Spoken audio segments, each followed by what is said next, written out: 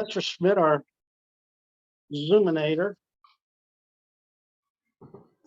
All right, I hereby call this meeting of the Brew Robotics Club, April 26th to order. Let's see here. We're a hybrid meeting here. We're meeting in Maker Nexus Sunnyvale as well as on Zoom. Dan, want to tell us what's going on there in Sunnyvale? I will tell you. So welcome, everybody. So first, we had a practice session to try to get our AV act together since last week was last month was kind of rough. Hopefully we have it together, but bear with us. We're going to keep trying to improve this thing. So I have a bunch of things to announce. The first one is we have badges. Been a little slow this year in creating badges, but we have badges that feature a couple of robot characters on them. They're really cool looking. You should get one. So if you don't have a badge yet, if you haven't signed up yet, I encourage you to do that. If you come in person, you'll have a badge, which is nice, but there's a lot of benefits of being in the club and being a member. And just membership keeps our club strong. So I really would hope you would take the time to go on the website, click on the link, and go through PayPal, go through the ordeal of PayPal, and sign up as a member. We have about 40 paying members so far this year, which is kind of low. We typically in the past have had about 100. So hopefully you can do that. Second, more importantly, we have 5 officers. We actually run the club. We have a considerable amount of money that's paid out for Zoom and other things, and it's also collected as membership. So there's some responsibilities and some legalities around the club, and the club is run by a board of directors. The board of directors has 5 members, and this is all defined by bylaws that are registered with the state of California and whatnot. The 5 officers are president, which is Camp, you all know that, secretary and treasurer, which is me. I'm Dan Tuckler, for those that don't know. Program chair is Stephen Williams. His responsibility is mainly around lining up speakers for the meetings. Webmaster is Al Margolis, who's done so many things for this club. But one of the many things he does is keeps the website up and up to date. And then the 5th one is Sergeant at Arms. That's been unoccupied for many, many months. So the first problem with that is we need some help with setting up the meeting rooms, organizing the details around the meetings. The Sergeant at Arms does a lot of the just filling in the gaps and making sure we have meetings run smoothly. We need that. We need that function. I really am hopeful that somebody will step up. Besides the Sergeant at Arms function itself, we need to have 5 people on our board. So when we vote on things that concern the direction of the club, we want to have 5 people. I mean, if one person has to move away or drop out of the club, we're down to 3. It's just really not enough to control and maintain the club. So I'm hoping somebody in the room or somebody out there on the Zoom call says, yeah, I want to get more involved in the club. I want to give back. I want to participate, and I want to set the direction of the club. That's the end of my advertisement. Please, we need somebody to be Sergeant at Arms. I think that's it. Looking forward to a great meeting. Over to you, Camp. Thank you, Dan. One thing. Hang on one second. Yeah. Does anyone here own a Hyundai Ioniq? I do. Okay, I didn't hear yours. After me. Okay. Ooh, okay. That was our crime report. Back to you, Camp. Crime report. All righty then. Let's see here. Okay, so the order of events here is first off, we'll have robot news. Any robot news out there in general?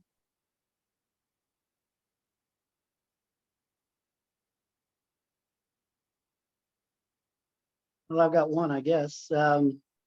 Hey, James, the moon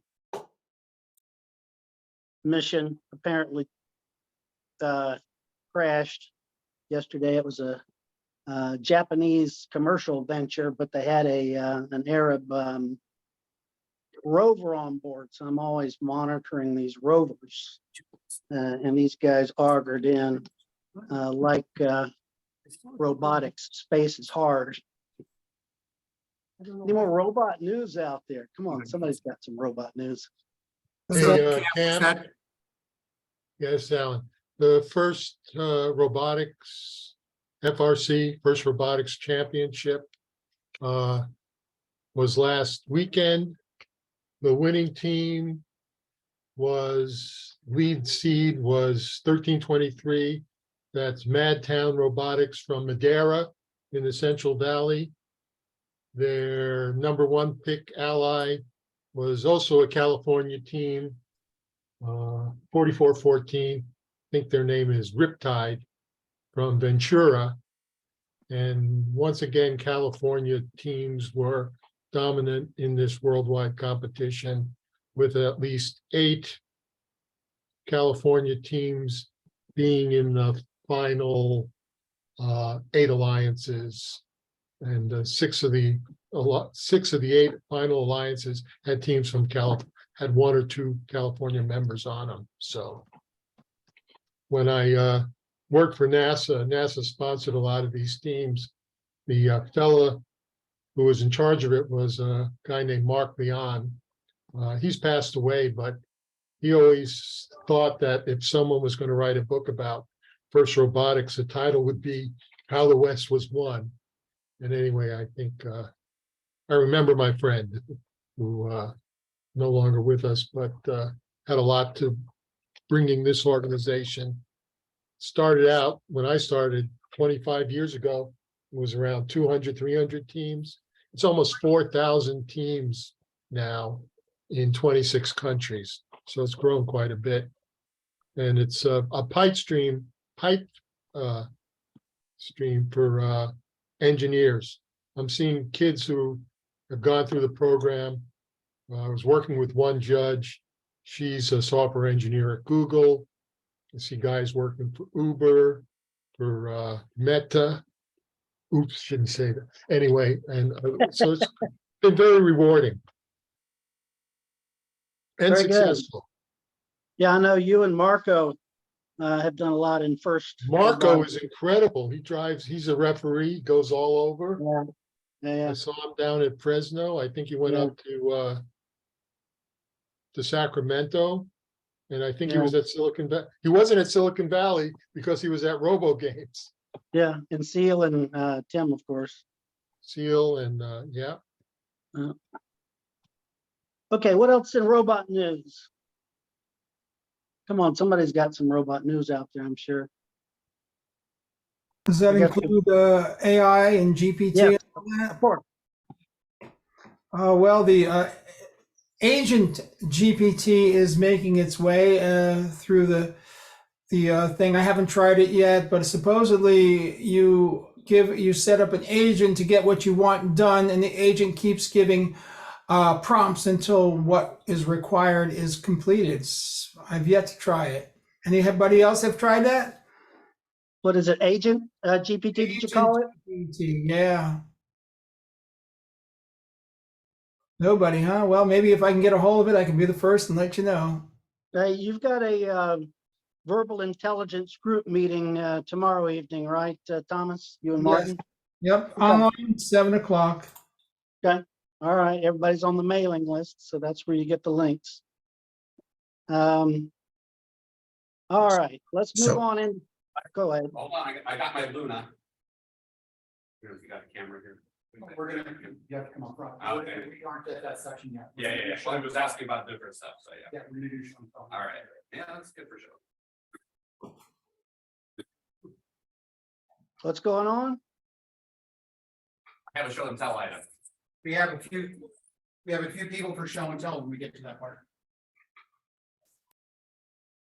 Is somebody trying to talk about something there, or is this just? Camp, we have a few people that want to do show and tell when we get to that part. We also talked about a little bit of our recap of Robo Games. So there's a couple people who want to tell us what Yeah, happened. okay. I think the Robo Games segment fits right into Clough News. So let's talk about Robo Games. Who wants to talk about Robo Games? Bring your computer up and let's do it. Me. Yeah. Sorry, you're a robot. Robot, computer. Robot, computer. So that's, the iPhone is the thing. Okay, You got a dress computer. I'll try not to put it on top of this nice computer here. Can we Okay, get the camera more so on the robot and Ralph? yeah, see what we can do there. Blackbeard, Yes. I don't know if we can get them both. that's good. That's good. Yeah, we got 'em both. Flip down, there you go. That's good. All right. Great. Okay, well, this is Blackbeard, my Robo Magellan bot from that I ran in Robo Games, came in third, got bronze. We had a lot of fun. Jim D'Annunzio, is that his name? Jim D'Annunzio from the club down south, posted some videos. And one of his videos caught my first run, which was very exciting. And as Cam pointed out, my runs were very entertaining because I kept slamming into stuff. My obstacle avoidance isn't working so well. And so I'm going to pass this around. This is a bit of part of my show and tell. I bent this on my first run, the front of the butt, and then try to bend it back straight, but no tools, no cheating. Just try to bend it by hand back straight. You'll see how hard that is to bend. Anyway, so I bent that pretty good when I ran into this. So maybe Maybe a pool noodle on the front. I need a pool noodle. There you go, something like that. But I thought I'd just bring the body in to show it off a little bit and talk a little bit about what worked, what didn't work. One of the things that worked really well was my solar compass, which I was very pleased about because this is my first time I've used it in competition, and worked great. The sun was out, which helped a lot, and so it worked great. Wheel odometry worked pretty well. I have to recalibrate between grass and asphalt. I do all my testing on grass, and this was on asphalt at Robo Game, so I went a little far. But other than that, it worked great. Obstacle avoidance didn't work particularly well at all. I have 3 sensors up here, but didn't really ever see anything, just ran into stuff, which is why I have these little bump sensors at the front. So if I do slam into something, I'll back up, slap and back up, which is very handy. Also good for detecting or touching the cone. Knowing when I touch the cone. So we still have a few things to work on. Another thing that I really like that's working really well, I posted some stuff a while back for using SD cards, micro SD cards for capturing debug information on Arduino-based robots, instead of running along behind it with a serial cable to capture all the serial debug. And so there's a thing called OpenLog, which you can connect to a normal Arduino. I'm using a Teensy, which has a built-in SD card cage, and so it has the native 4-bit SD interface, which are quite fast. So that's working great. I can write whatever I want, whenever I want it to the SD card and capture all my debug information without having to have a cable attached to the robot. So that works great. I have one log that I used all day with all my test runs and practice runs and everything. I was there for hours, and it was a 4 megabyte file, so on an 8 gig SD card. So there's plenty of room. Worked great, and lots of debug stuff to pour through. So that's working really well too. So anyway, it was a lot of fun. I had a great time. The Pixie Cam's not working so well as usual. So I got to work on figuring out something there someday, maybe an Oak light or something. I need a Raspberry Pi for that, so we'll see. Something, OpenMV Cam, I don't know. So the obstacle avoidance still needs work, and the vision system still needs work. But You ended up 17 feet from the goal. yeah, it was interesting. On my very first run, I was wandering around. I got into the area of the final cone, and since I couldn't see it with this Pixie Cam, and I did not have the lens cover on, I checked. And so it was wandering all around. The first time I went by the final cone, I went by it about 4 or 5 feet away. And I thought about just releasing the dead man, saying I'm done. Hey, I'll take it 4 feet or whatever, right? But I thought, maybe I'll get lucky. So I kept going, and the closest I got after that was 17 feet. So yeah, so I came in third. But I got greedy. I say Bronze is the happiest medal. yes. Yeah. And the thing I like about this medal, of course, is that it opens up, right? You can look, it's so cool, you can see rubber. That's very nice. Yeah, anyway, yeah. So that was kind of it for me on that. Any questions at all, or How accurate is the solar compass? great question. The resolution is 11 degrees per tick around the compass. How accurate it is, well, I don't know, but the resolution is 11 degrees. I don't actually calibrate it to like true north or anything. I point the bot at the first waypoint, When I turn it on, and it self-calibrates, and that sets that at 0 degrees. And then all my turns are relative angles after that. Turn 90 degrees to the left, my new course is 270. But it's all relative, so I don't worry about accuracy. Just Is it just a series of light sensors? Sorry? Is it just a series of light sensors? Yeah, you can come take a Like look. a ring of it? Yeah, it's like a ring of light sensors and a little. Oh, yeah. And a little stick in the middle. So it's like a digital sundial. Yeah. Yeah, if you will. Yeah. And there's 8 sensors, but then I interpret the in-between positions. So I interpret one set of in-betweens to get 16 positions, and then I found I could interpolate in between those to get 32. So that's how I get it down to. Hey, Ralph? Yeah. I've got some video here of your run. Hang on a second. Oh, okay. I'm gonna share my screen. Yeah, make that whatever, highlight it or whatever you call it. Yeah, Spotlight. this is thanks to Jim D'Annunzio. Yeah, Jim. There you go. That looks familiar. Oh.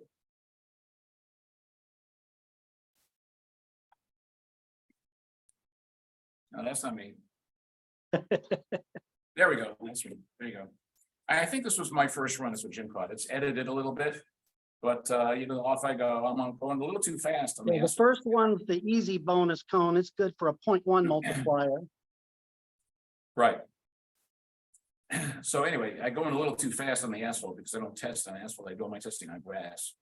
So that was the first waypoint. I turned left and I went right into something right. This is Oh, the back. trap cone. Dang, This is there the it trap is. cone up here, and it worked perfectly. Yeah, it's wrapped all right. Yeah. That's when I bent the aluminum. And I managed to go right through there, didn't hit anything, not including the cone, but I wasn't trying to touch that cone. So then the rest is history. It's kind of boring after that, but a lot of wandering around. And he edited out some of the boring stuff. Yeah, we spent quite a bit of time up against that wall there on the grass there, that lower retaining wall, spent a lot of time bumping into that. We did all kinds of fun stuff. Hit that tree, I think, maybe, I don't know. Anyway, you get the idea. Yeah, okay. It goes pretty quick. It does. It does, and here's where I finally ran over toward the cone. I got started heading in the right direction at least. But again, never did touch the thing. So 17 feet. yeah. Indeed. Yes. All right, well, any other questions or? You can always come up and ask me later. Happy to talk about the robot anytime. All right. Thank you, Ralph. Yeah, Who no, else, thank you. who else has something from Robo Games, a story or a robot that they want to share? Come on up.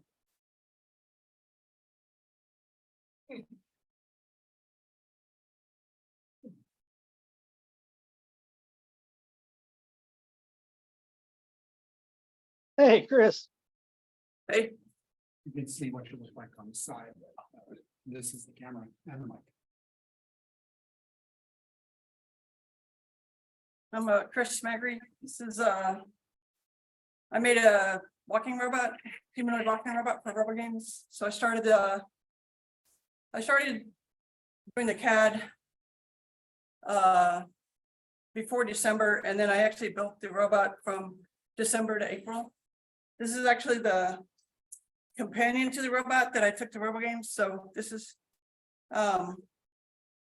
so it took me 4 months to actually get the parts and build the first one. I competed, I came home, and then because all the upfront engineering is done, I had already bought a second set of parts. So I was able to put this together in 2 days. This is kind of 2.0, more powerful servos and a completely different control system. And some little improvements and some little tweaks. So this one is, I think I've got it to wave its left arm so far. So I won't demo it actually moving. That's good for an arm bot challenge phase 1. There we go. All right. Okay. So I guess for Robo Games, my focus was on doing the Kung Fu. So you're in a big boxing ring with another robot this size. There's a weight limit of 2 kg. This comes in at 1.9. So there's a weight limit, and then the second limit is on the size of the feet. the feet can only be a 50% proportion of the length of the leg. And then the third limitation is on the size of the arms. The arms can be exactly as long as the legs, but no longer. So this robot has this cool hand on it, but it's just for fun, really. It wouldn't be good enough to fight. The robot that I fought with has, the arms can go much further forward and they can reach a lot further than this arm. This really isn't the best for fighting, so the arm design is a little different. So it was the first time I'd ever built one of these, and I really built it by looking at photos online from Robot Boxing League in Hong Kong and Taiwan, and from Robo One in Excuse me, Japan. Chris, haven't you built several Yes. humanoid robots? You're telling me it's the first time you built one. Yeah, so I guess my friends at Robo Games were like, oh, you finally built a real robot. So I built a chibi size or a kid size with 8 degrees of freedom in 2012. And then I built another one and I brought it here. And then also 8 degrees of freedom. This is 15 So this is dollars the first one you've built at this scale. at this scale. Yeah. And that would really actually be competitive. So my goal was kind of have the minimum viable entry, I guess. So I like the right, big enough, strong enough, and it could do all the motions. You're required to walk left and right, forward and back. And you're required to be able to fall down and get up. So this has to I always end up at Robo Games with the minimal viable entry. minimum. I really knew that this wouldn't be a very competitive robot. I kind of picked it because I liked the way it looked. I kind of copied ones I saw that, you know, looked cool, to be honest. And then once I built it, I realized that the center of gravity is very high. All this from the hips up to the chest could really be compressed to bring the center of gravity down. But I really wasn't thinking about that until I actually started trying to make it work. But So is that the silver medal? Is that the silver medal for Kung Fu fighting? I got 4th in Kung Fu and I got 2nd in weightlifting. Okay, that's the silver in weightlifting? Silver in weightlifting, yeah. And then my team member brought his humanoid, which he showed here. You guys remember? You talk about Matt? Yeah, Matt. So Matt came, he flew in from Boston. He's in grad school now. Matt, so he got gold in basketball and he got a bronze in lift and carry. So overall, we came out with a gold, silver, bronze. That was pretty nice. And 4th. Yeah, and then so the Kung Fu was, there were about 7 from Japan. There were, I think, 12 from Hong Kong. And there were maybe, I think 3 or 4 is from the US. So coming forth against Hong Kong and Japan is pretty good. So I'm very happy with the first time out. The robot is kind of destroyed. It really, I found out that you can only really run the motors for maybe 5 minutes before they overheat but I was running them for like 20 minutes all day, every day, like practicing. I just didn't know, but I was kind of destroying them. So they're really, several of them are destroyed. I've replaced like 5 motors so far. I'm kind of running out of motors. You mean the like servos? Yeah, the servo motors.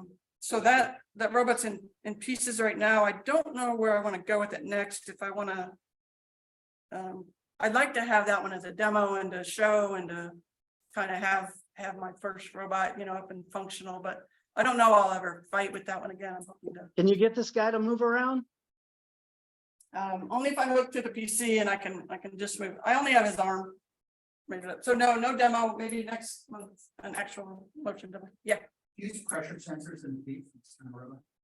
Some people do, or when they first started building them, they did. People have kind of learned to go simpler. What they do use more than the pressure sensors in the feet is accelerometers in the body, so that when they lean forward, they can correct automatically. I don't know how much is being used in the feet. And the other That's about the only sensors I think that people are using a lot of. These servos are my first try at using bus servos. So they're serial servos. So regular servos are PWM for, so you have to run a wire from, say, this motor, you'd have to run one wire all the way back up to the controller. These are really nice because you can just daisy chain them up. So the wiring is so much simplified. I really like it, but it's harder to troubleshoot. It's harder to swap out the motors. It's kind of you should have more information about what's going on because you can get feedback and you can query the temperature, you can query the position, things like that. But I found it a little bit harder because, like, for me to swap this servo out, I have to set the ID of the servo and then swap it out, as opposed to with the PWM, you just switch it real quick. So I have another set of PWM servos and another set of metal. So I might build a PWM version of this as well. My primary goal was to do the CAD and get all these parts made. And I think it came out really well. I think this is a testament to laser cutting. Send it all out, get it laser cut. It made it a lot quicker to iterate for me. I think I never really realized how much, because I used to cut it on my CNC and it had very limited capability. And I don't think I realized how much that was really holding me back. So I just started iterating. In December, I started with like the feet. I sent the feet out. I got the feet back while I was catting the legs. And then I could put the legs together while I'm designing the hips. And I just kept going up. So I was always in a cycle of designing something, the next thing up on CAD, while I was waiting for the parts to come back. It's a 10-day turnaround. And that worked really well, where I could get everything designed and get it back and get it built in 4 months. So did you design the hands as well? The hands are no, these are kind of, like I said, these are off the shelf, kind of a fun little thing, and they have these little zip ties. Each of the fingers is like a zip tie that is a tendon, and then there's 1 degree of freedom that moves all the hands at once. Okay. So again, I wouldn't probably fight with this, but I kind of like the look of it, and I think it'll be good for just for demoing and stuff like that. You use that in the weightlifting, you would kind of grasp. That was my idea, yeah, to grasp the bar and pick it up. I ended up just using, my other robot just has like a block at the end, and it looks like a rake. It just has these pointy things at the end to kind of, because you want to kind of snag the other guy and you end up hitting them in the legs or the crotch usually. And then the point is to pick the other robot and flip them. So I don't think these hands work very well. Plus they don't reach out very far, but they're pretty cool. So yeah, I guess with the exception of the hands. I'm able to, yeah. What's the logo on? This is Fox Racing. It's from motocross. So this is just I ride motorcycles, and I'm actually a Maker Nexus member. And I came here and I learned how to make stickers. And I'd done a RC car previously where I had designed that logo. And so it was kind of sitting there as a ready-made thing. And I was like, I got to put something on the front. And it looks very superhero. So I put that on there, and it's kind of distinctive. And it's, you couldn't do this with CNC, but you can do it with laser cutting. And then I put vinyl backwards on the back to get the color. Yeah. So I've never done laser metal cutting. What does it cost to do that? It's pretty, it's quite inexpensive. So to get flat parts, like this part would be $4. This part would be about $3. This part might be. Is it based on linear cut length or metal? I think it's based on square area, and then I think there's a little bit of accounting for how long the laser will take. Like this one costs $22. It's big and adds a lot of lasering to do. What? You just do the bench yourself? So I started with doing the bends myself until maybe February, I would say. And then I discovered that I couldn't really tolerance these bends well enough to get it to work smooth as I wanted. So I learned how to do bending per send cut send, which is way more strict design rules and that I use as a mechanical design engineer. We just send it out and we get the parts back. And something like Fusion solve the bending for you, or? Actually, yeah, I use SolidWorks to solve the bending, but then when you send it to them, they give you their K value that you can put into the software, and they give you the R value, R and K that they actually use, that their machine comes out. So basically you have to go through all your parts, redo them all for that, and then make sure that you meet their design criteria, which I had to redesign some of the parts for that. Like some of these I wouldn't design this way, but they're kind of very conservative as far as what they allow in bend radius and what they allow in flange width. And I'm just like, really, you're killing me. So that was worth it though. And then I started sending out the parts. So for me to make the leg parts all bent, I got 4 sets, so I can make 4 robots, was $400. So this set of legs with the bends is like $100. Where'd you do the Yeah. laser and where'd you do the bending? It's a service called Send Cut Send. It's online, Send Cut Send. I would highly recommend it. Like I said, I think it really took me from kind of here to here, and it made it very quick. Yeah. Yeah. So yeah, you take your parts, you flatten them out in SolidWorks, and then you send a DXF, and they check them within 4 hours, 6 hours, 8 hours. It's going to say we're starting production on your parts, and then they cut them, they deburr them. Some of them they can't deburr; they're too small. They'll also anodize, but only if this part's big enough. And then the shipping is free. And they ship it very quick, like you get it within 2 days, even though it's FedEx ground, they ship it from Reno, so you get it very quick. Yeah, so it's about 10 days total with no feedback or mistakes or anything. And if you get them flat, there are no mistakes. There aren't any mistakes you can make. Once you start bending, it gets a little bit more tricky. They also do PEM inserts, really cheap. They're like 50 cents per insert right now, so that's incredible. The bends are about $2 each, so it's still a pretty good price. Yeah. Does that $4 price you gave earlier in 22, does that include the metal or just the That's it. You get the part for $4. steel or aluminum?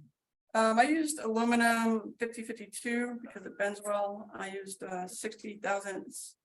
So you can get steel, aluminum, acrylic,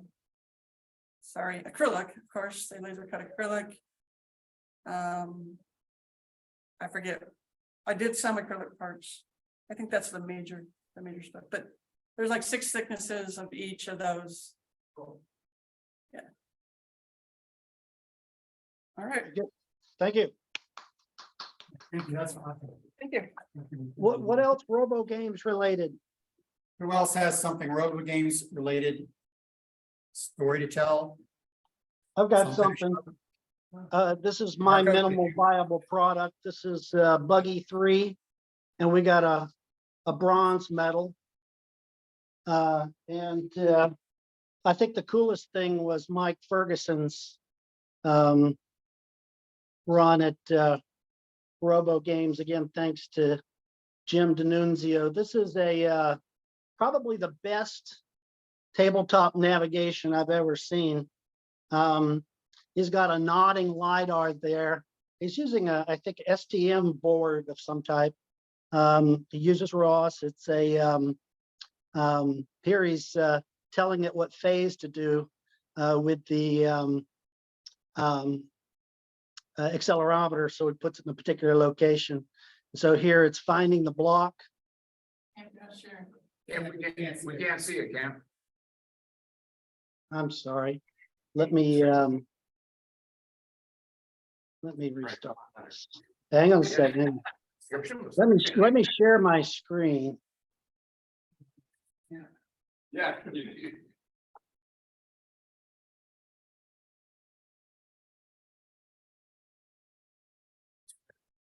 Did you get that, what you're wearing there at Robo Games there, Camp? The medal? I'm wearing my bronze medal. It's okay to wear it at the meeting.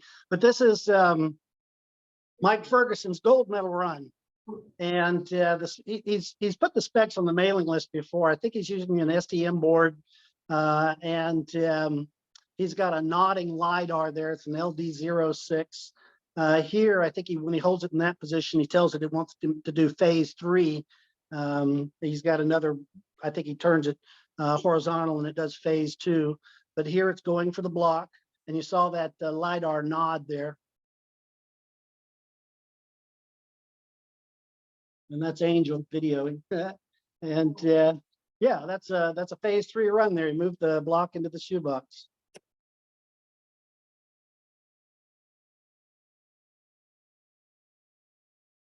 Yeah, this is the bronze medal from the tabletop navigation. Bronze is the happiest medal, right, Ralph? Looks good. Thank you, Tim. Are there any Who else more has something? Robo on games. Zoom or in the room that want to talk about robo games? Sure. I'm the wrong person to explain it. Do you want to? Okay. Well, I don't, Get up to the microphone. yeah, if you don't mind. yeah, it's a lot of people could talk about it, but it's an annual competition. It's used to be called like the Robo Olympics or something like that, and it took a pause during, huh? Olympics soon. That's why they came Robo. Oh, yeah, probably true, yeah. And anyway, it's a big competition, and it's a lot of people come from all over the world. They had it up at the Alameda County Fairgrounds, 4-day events. I mean, people came from everywhere, all over the world, a lot of people, and a bunch of events. You can Google it, look at the list of the different competitions you can enter. It's a lot of stuff. It's kind of a big deal. They have the combat bots, like battle bots. They have that. They have all sorts of stuff, and it's kind of fun. Yeah. The most important that is Robo. The best way to go to Robo games is to enter. Yeah. Because otherwise it's $45 a day to just go spectate. But for $85, you get a competitor's badge and are able to, go the whole 3 days, and not to mention have a good time competing. All right. Is there any other show and tell? Just There's general more show and tell outside of robo games, but is there anything else left from robo games on the Zoom call? No.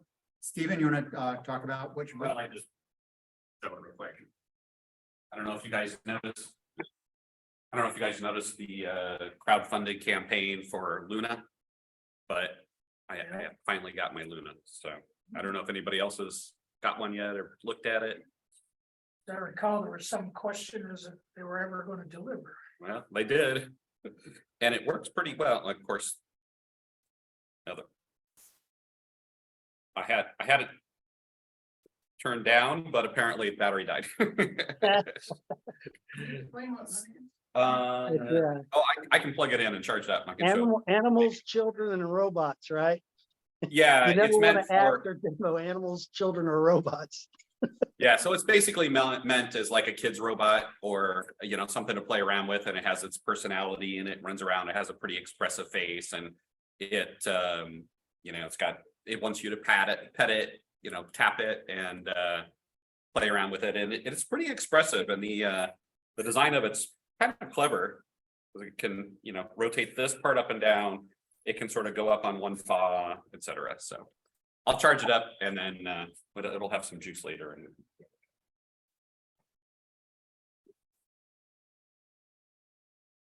Anything else anybody wants to show or talk about? Yeah, there's one stop courtesy of Robotics and Open Source Robotics Foundation, but it's gonna be given away. So if anyone wants to get a robot, Settings. I don't know if you can hear that. There's a bunch of stuff from Ologic up for grabs. If you're on Zoom, you're out of luck, unless you're really fast driving. But there's a huge gray bin full of probably the most exotic, expensive stuff I've ever seen sitting here for after the meeting. Ooh. Camp, where are we in the agenda? We're still show and tell. Camp, can you hear me? Can anybody hear Yes. me? Yes, Okay. Dan Alberts, okay. ladies and gentlemen. Hey, hey, and I have a medal too. All Yay. right.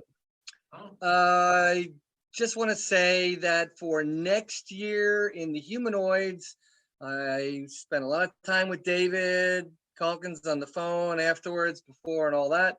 We are increasing. We're going to have 2 soccer rings next year, or fields for different size humanoids.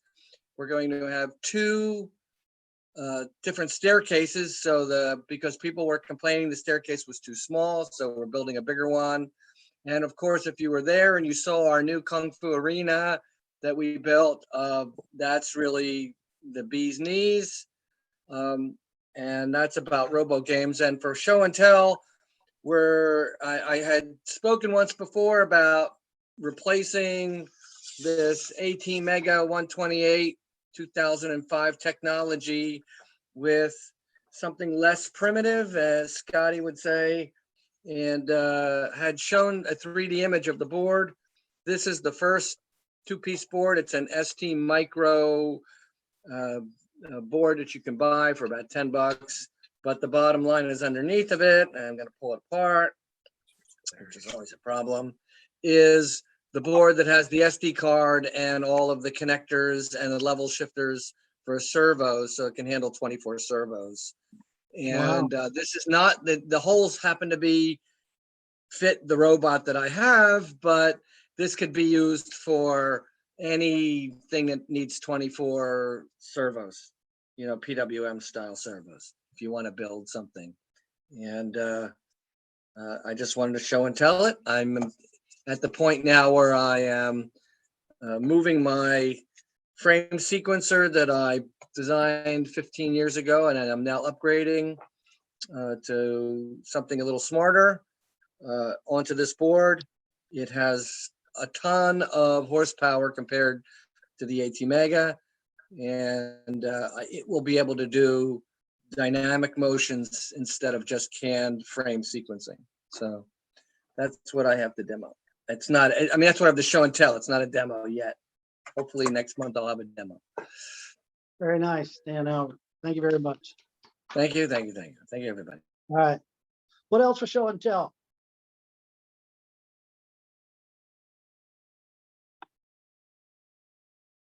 Camp, don't we still have a section on what I need help with? Yeah, we're gonna get there. Okay. One more thing, is I've just gotten this, everybody knows that on the Ross discussion group, I'm all over the Lino robot. And I've just gotten some wheels and gear motor here. If this looks familiar, it's the same wheel and gear motor as used on Big Orange. Shout out to Jim D'Annunzio there. I put a link in the chat.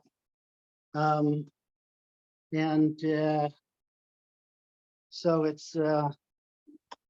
it's just arrived, and I'll be putting this on a tray table, trying to make the smart table, and using the suggested hardware in the Lino robot. And that's what's up. What else for show and tell? Anything? What I need help with? Anything?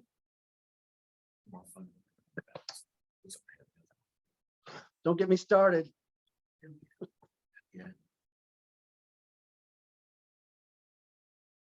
We're chasing down a bug in the Ross discussion group,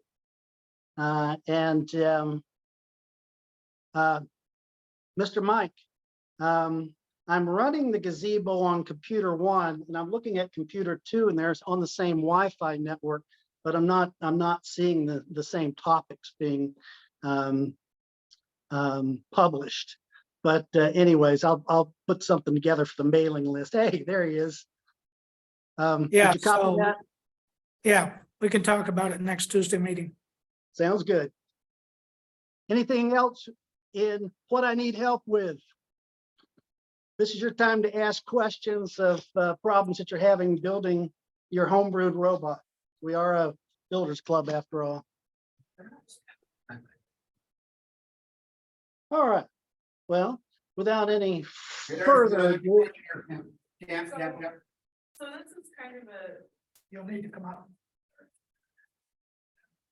this is kind of a newbie question, but this is my first time at this meetup.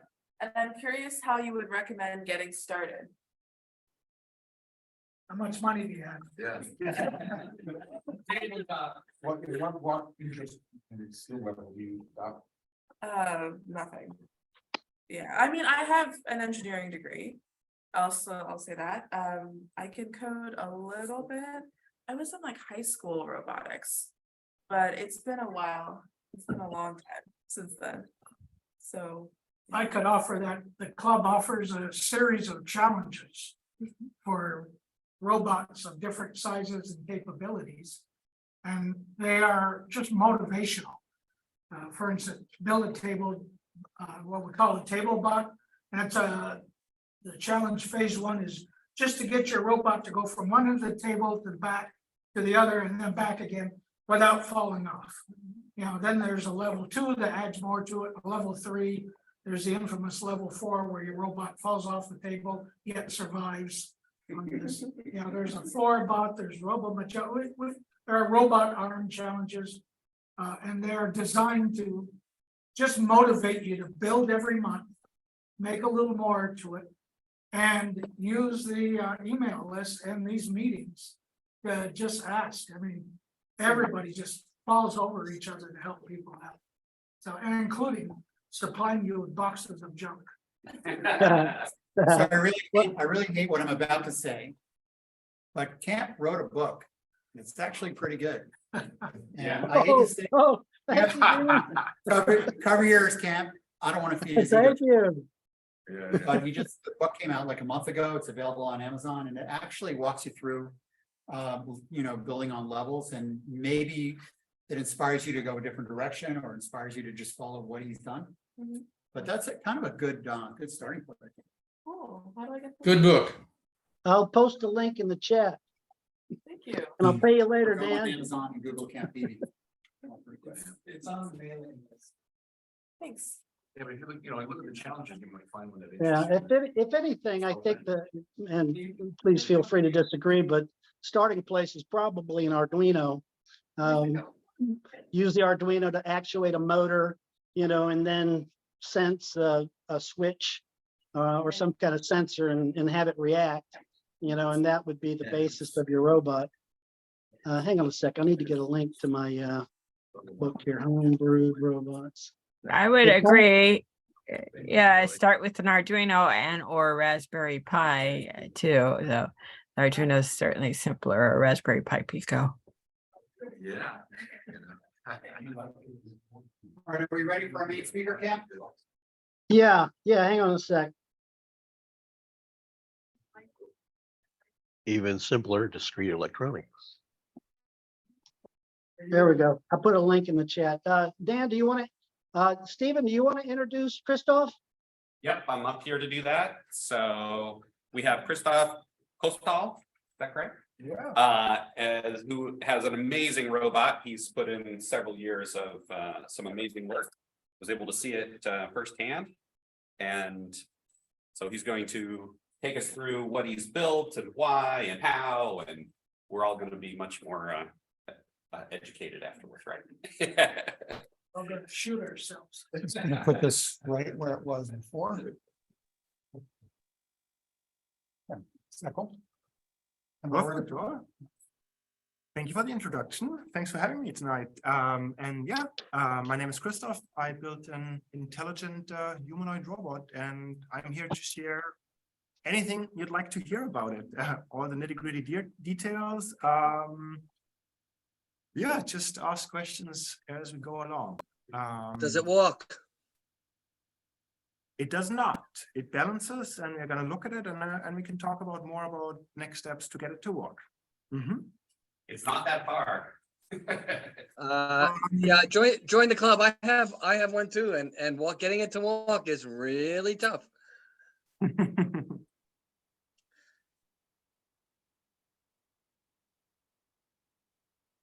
Is this what it's sharing?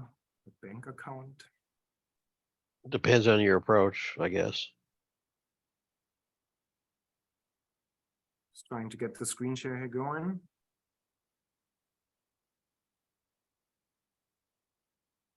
I think I just need to minimize my presentation first again. And then try the screen share again.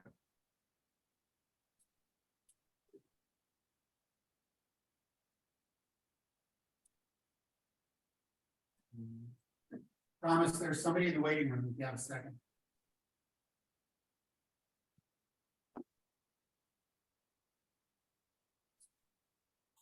Got it. Thanks.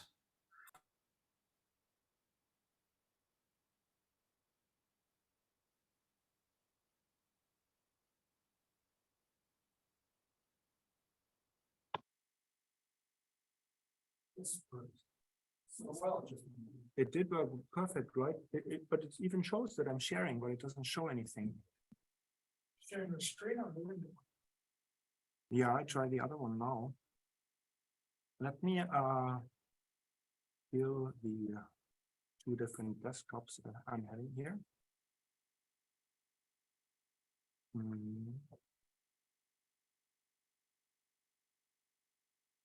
While we're doing this, limiting this for the game.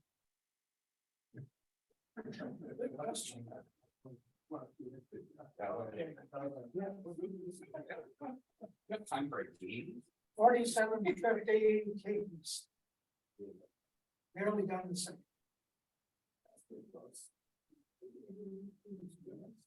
Yeah. There we go. Let's see if the slideshow also works. Loading. Oh. Okay. Are we finally good? Yes. So yeah, robotics, building the stuff, super fun. But actually, the first 5 minutes, I want to talk a little bit about where this project can take us. So really what kind of impact it also can have on society and the world, because that's frankly what drives me to build this kind of stuff. Because it's not only robotics, it's like we are at this verge where we may be about to have an interesting marriage going on between artificial intelligence and robotics. And so I'm throwing out this word here, embodied AGI. AGI stands for artificial general intelligence. So we all know AI. What does the G stand for? That's actually not many, it's actually not even well defined, frankly. But it means that you have an AI that doesn't only just do one task, like playing chess or playing Go or something like this, but does general tasks. So think about AGI as this AI that can excel at many different tasks across them, can generalize across them. And embodied AGI literally just means you're giving it a body. So I want to talk about a little bit about the potential here as we walk towards embodied AGI. But then definitely a majority of the talk is going to be on the raw bits and atoms to get there. So this is a quote which you find on the page of OpenAI. It was just published a few, or now 2 months ago. AGI has the potential to give everyone incredible new capabilities. We can imagine a world where all of us have access to help with almost any cognitive task. I think this would have sounded pretty crazy 10 years ago, or 5 years ago, or 2 years ago. But with just playing with ChatGPT, for example, you get a sense of, oh, well, yeah, that actually can probably help me with any cognitive task. And so suddenly that sounded like science fiction a couple of years ago. It's at our fingertips. We can actually play with it and use it. And so the hypothesis I'm throwing out is embodied AGI has the potential to give everyone incredible new capabilities. We can imagine a world where all of us have access to help with almost any task, not just cognitive tasks, because that, as long as the AI doesn't have a body, it's cognitive tasks. With a body, you can think about any task. So that's really the crazy high level goal. And I mean, just imagine now the motivation behind building something like this. You can suddenly think of a system that can help us accelerate the path through renewable energies, have autonomous systems help us build out the infrastructure for it. You can suddenly think about, we could broaden the access to healthcare. It's not just people who can afford it. We can broaden access because we have additional labor at our fingertips. Well, think about in manufacturing, you don't just need to think about rationalizing every tiny bit of work. If you have more labor at your fingertips, you can build products more sustainable, you can repair them more, you can recycle them more, you can actually build a cyclic economy. So I'd say there's a huge driver behind building something like this, big picture. And yeah, why do I see signs we are actually at the right point to start building general robots? Because when you look back in time, like 1960s or so, and you think about other technologies, there's often the step function of going from a lot of specialized solutions to one general solution. You've seen it with computers. Back in the 60s, you had a computer running mission control, you had a computer for playing Pong, you had a computer for certain calculations and simulations. And then someone came about and said, like, okay, let's build a PC with a general purpose operating system. A similar thing happened with portable compute. We had a Game Boy, an MP3 player, a phone, a watch, and then someone was like, okay, iPhone. Here you have it, a device that does all of this, the generalist for portable compute. That's probably a little bit abstract, but something similar happened 2017 with neural network architectures in artificial intelligence, where previously we had all these expert systems for image recognition and for like recurrent networks for translation, convolution, and for image. And transformer architectures turned out to be generalists somewhat. I mean, maybe there are even better architectures out there, but for now they count somewhat the generalists of handling different data modalities. And so this step function to something general is also the thing I am basically have the hypothesis on right now, that we can think of this in robotics, because we have robotic arms. Like, we often distinguish between mobile platforms and manipulators. A general robot would do both, would basically manipulate and be mobile and do all the general tasks. So what's this general robot gonna be? How is it gonna look like? I just collected a couple of reasons to make the case for most general for us would be a humanoid. Because think about it's interacting with us. It's just more natural to interact with something which has similar affordances as us. It's easy to talk to the system in terms of, oh, I see you, I think you can do this and that, so I give you this and that task. But it's also, funny enough, the symmetry here that the robot can also learn from watching us, by seeing us act. It can then act in similar ways to achieve similar goals. The most highly cited argument for humanoid is just something like it can walk up stairs and steps. Sure, let's put this in here. But even more interesting for the case of legs is this argument that it can shift its center of mass. When you think about opening a heavy fire door, so you can't do this with a wheeled system. Think about helping up a person who needs care. It's actually extremely strenuous task where you need to balance yourself pretty carefully for it. So that's a biggie. And then there's all this thing of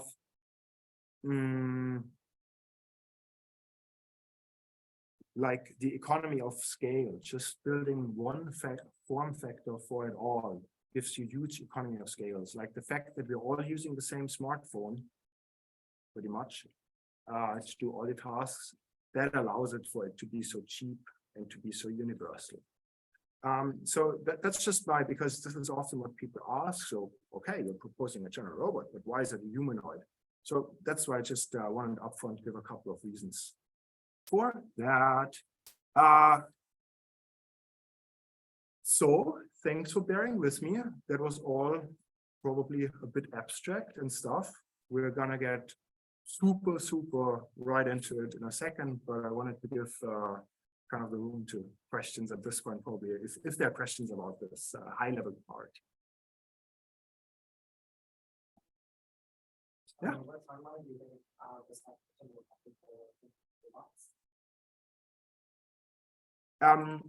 Repeat the question. So the question was basically what the timeline is when it will happen that we get to this point, or like for general. I actually think it could be in 5 years, or it will be in 5 years. It's just because the pieces are coming together, and so it's becoming more and more of an integration challenge. Yeah. So I'm an AI skeptic and humanoid skeptic. So I don't believe AI is real. But one of the skeptic generalist. Yeah. Generalist. One of my big concerns with humanoids, having worked with companies that build humanoids and failed numerous times, is that they're very unstable and very dangerous, because if they lose power, they fall over, engaging head. So what are your plans to not have robots fall into the bed? So we had an AI and humanoid skeptic ask a question about the safety, basically, of what if this thing just simply loses power and just falls on you. So I will show, I will focus actually quite a bit on actuator design, minimizing the inertia of the actuator, optimizing back drivability of the actuator, which gives the system quite some passive safety. Then also not doing this comical design of a robot of a heavy box with arms and legs attached, but actually distributed weight. So it actually, physically speaking, makes it more fluid. So then covering it in skin, not only for touch sensitivity, but also for it to be somewhat squishy. So all these are passive safeties. And then there's a ton also to talk about active safety, which is not really answering the question because we're talking about the fail scenario. Yeah. But I mean, as soon as we get those really in production, like we have systems in our car that are also pretty fail safe. So there may also be active safety things we can rely on. And for active safety, what helps a lot is to have a really good sense of the forces you are exerting on the environment. And I'll also discuss this later. The actuators are designed to have force sensing at the very end of the end effector. So it's not just sensing current at the motors or stuff like this. So really a good sense of the forces you're exerting. And then it's kind of insane. You can spin up a motor within 2 milliseconds to its full speed. And so active safety can actually happen if this thing gets out of the way and stuff like this. Yeah. Antonio addressed the physical nature of failure. What concerns me, as a computer specialist in a way, is computer security. In other words, anytime somebody invents something, the other guy is going to use it for nefarious purpose, or usage in a way. And what is it going to prevent you to have your robot take your credit card or information from your PDA, not the phone, but PDA, to transfer it to some gangsters in Korea or other places. I mean, I'm talking about North Korea, to steal your financial assets. So we're talking about real computer security, not mechanical. Well, that would be true AI once it learns to do that. monitoring this. No, I think we, so the question was about security, and the example was actually more a bare software example. Is that fair to say? But let me just, since I'm talking about humanoids tonight, also allude that, of course, those systems, crazy capabilities, being user controlled, being intelligent, what are all the things that could go wrong? And so, yeah, this comes with a huge responsibility building these systems. I personally watch super carefully right now how OpenAI deploys its product, what they are used for, and how they're mitigating the risks. And I just recommend, I mean, all the leadership team of OpenAI is out there on interviews talking about how they think about these things. It's a huge debate right now, and we need to follow this very carefully. I mean, you also have letters out there stating we should shut down training for the next 6 months. Huge discussion going on, and this discussion is not going to get less if we talk about embodied. Sort of as a counterexample, NVIDIA just quickly introduced guardrails. Transformer system. Right. Small number of weeks after, you know, the customer system. Yeah. Yeah, apparently they've been working on it for a while, and it's part of the service and other stuff, but yeah, I just was reading about that earlier today. I mean, I'd like to, I share now more of the tech, because then actually we could get a little bit more substance even to some of the questions we just had. So we can go on talking for hours. Thank you for leading into the underlying tech, because all those questions are actually related to it. So yeah, let me take you with me in my shop, basically. And can you all see the video? Can you see it well here? And can you see it online? Yeah, we see. Yes. Yes. Cool. So this was the initial assembly, which was pretty fun, just screwing legs onto a torso. And then here you see Mona is standing on her own. I mean, there is a rope on top, but the rope is actually not loaded. And you see me yanking it with a rubber band, so it is actively balancing on its feet. The question before was, is it walking yet? I had it like balancing on one leg, and then it's just about piecing the pieces together now, touchdown off the other leg, and things like this to get it to walk. I didn't make life easy here because the muscles of the system are pretty compliant. That makes the system quite dynamic, which is great for safety and dynamic motion, but it's also a bit of a controls nightmare. Similar things actually apply to the feet. We just heard about the rules for robo games, the feet not being allowed to be larger than 50% of the leg length, I think, if I remember correctly. I scaled it down to sports shoes, which makes balancing more challenging, but it will make walking much more elegant when getting there, because right now this robot actually also has toes. So it's going to be one of those robots that is going to walk not like in ski boots, but actually like in sports shoes. Yeah. Maybe actually, which is a good screen to give you just a little bit of an overview here. So the skeleton of the robot is entirely carbon fiber. You see some orange pieces that are 3D printed, but those are actually just little holders. Everything structural here is carbon fiber, steel, and aluminum.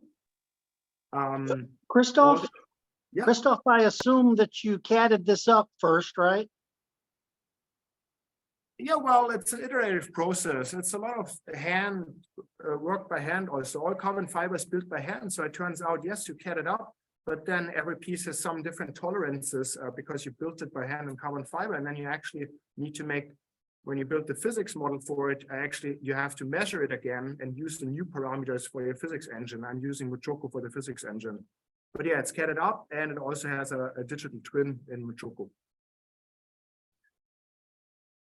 The motors here are drone motors, pretty beefy. If you sum up the the motor power on this device, it is 50 kilowatts. I can explain later why it's so ridiculously high, because if you would sum up the power of all the muscles in a human body, you would get to something like 5 kilowatts or so.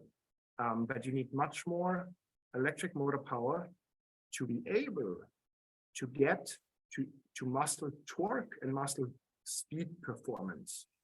So the goal of the system here is really to reach human performance across the board in terms of torque or in terms of speed of motion.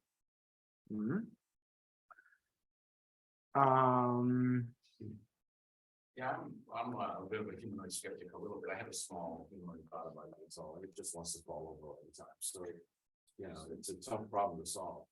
So, you know, I'm curious, you know, how you're coming along with that, and, you know, probably some pretty sophisticated IMUs, I guess, or something to kind of help keep it stable and upright and so forth.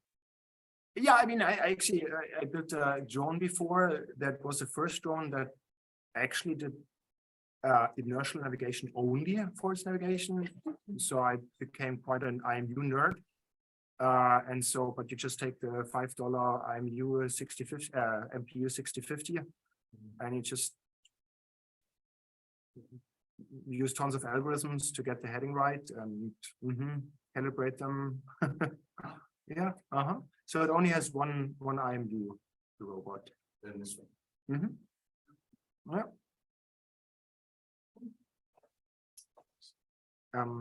So yeah.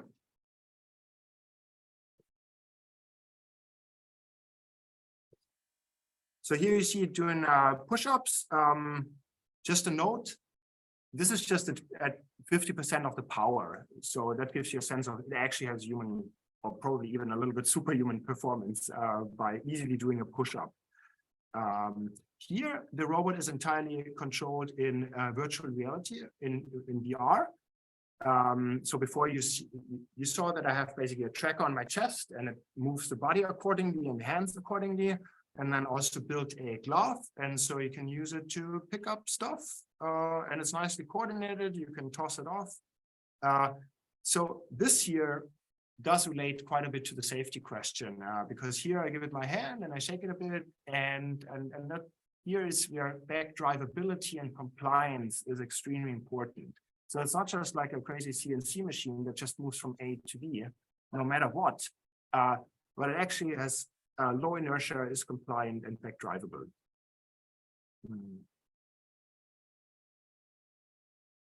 This is also like, I literally, you see, this is actually the full elbow motor here you see in action, 2.5 kilowatt motor, but I can flick it with my pinky. There's a firmware trick I'm doing.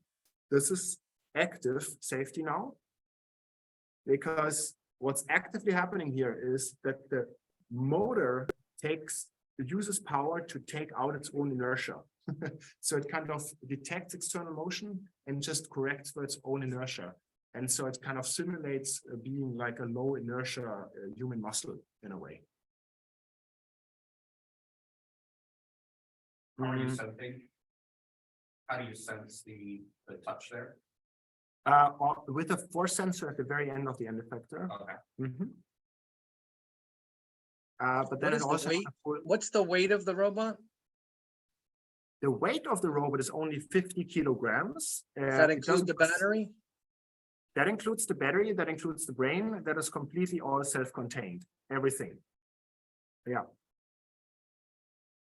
It will weigh more in production because you're not going to go crazy with carbon fiber, but it's going to be still within the human envelope. Not going to be heavier than. If you turn the power off, does it collapse, or does it have a braking system to keep the joints in some safe position? I mean, that's the curse and the blessing of back drivability, that it just collapses, yes. And in some sense, it's a good thing, because when it falls on you, it also would collapse around you in a way. It's not, I don't want 50 kilograms falling on me. No, but it's not, that's the important thing. There's not a single piece that is 50 kilograms. The heaviest piece in here is the torso, and that's only 10 kilograms. So it's a very distributed weight.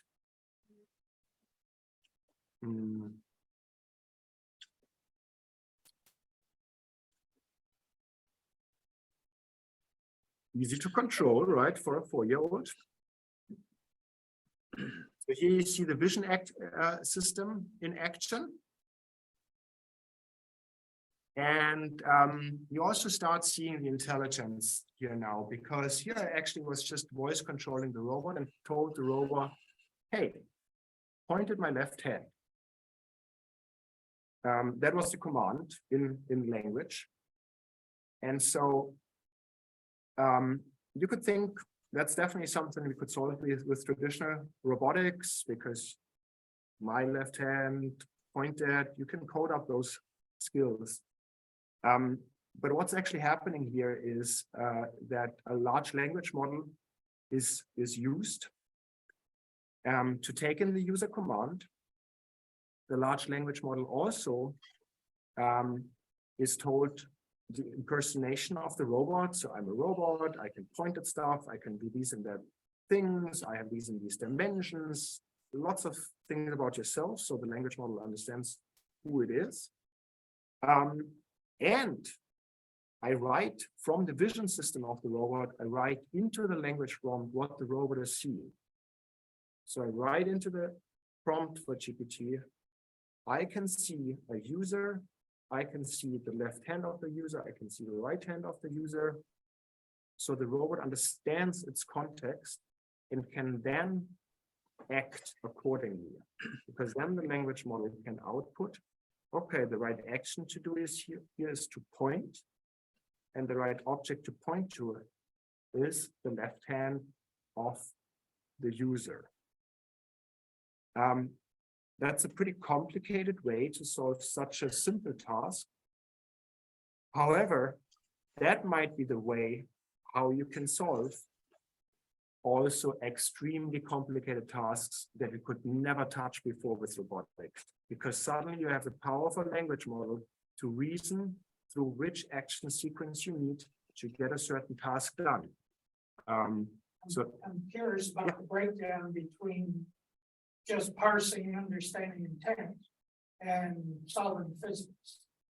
So, you know, the whole thing about I understand I need to point.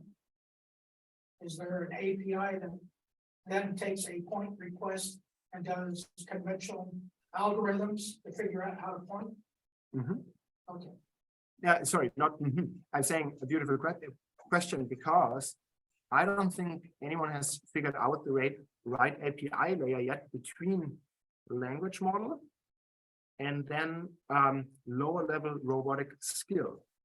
And I'm actually experimenting where this could be, because you could think about pointing as an actual skill function in the robot, or you could think about the only skills the robot has is literally just motion commands.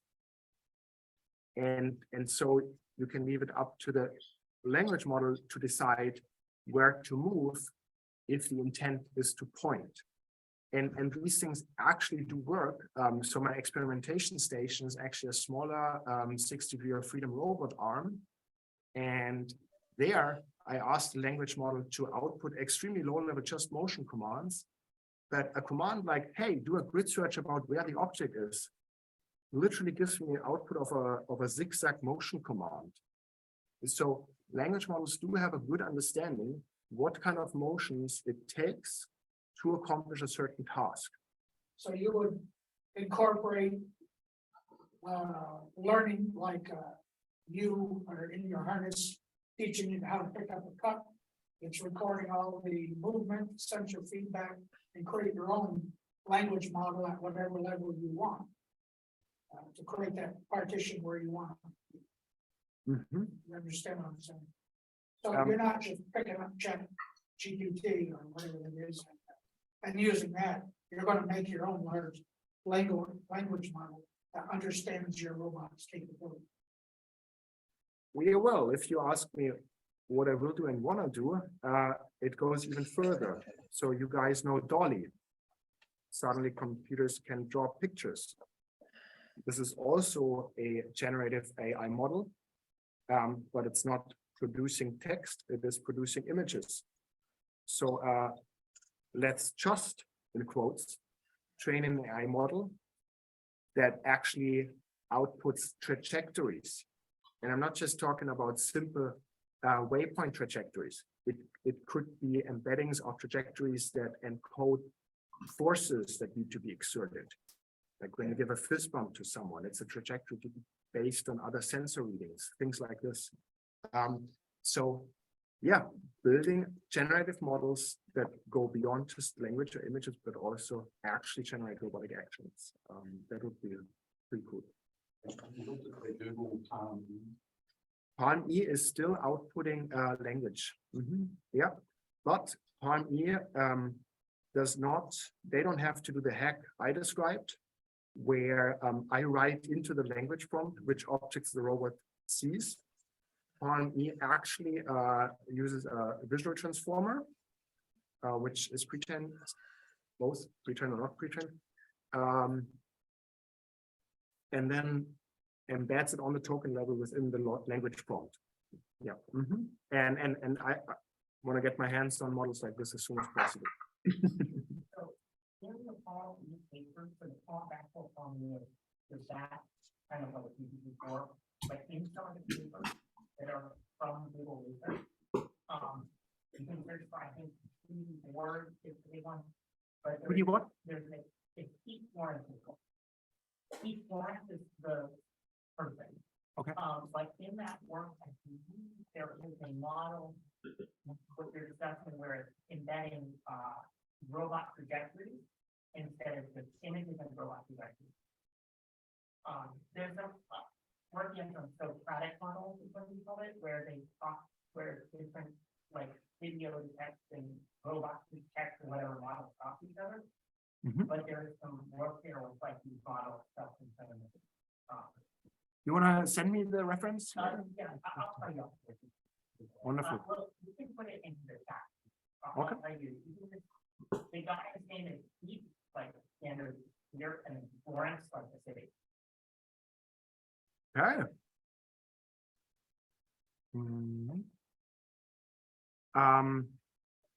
Okay. Before we had the point motion, let's step up the game a little bit, where it now actually starts showing the power of using a real language model. So here I'm standing in front of the robot, and everything I'm saying is, I am thirsty.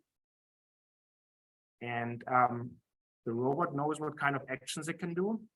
It knows it can pick stuff up. It knows it can hand stuff. And from the vision system, it knows there's a bottle. So it is here the language model that basically combines those pieces together to the action string of picking up the bottle. And sorry, I jumped to the next slide. I should have just used the other button. Oh yeah. So.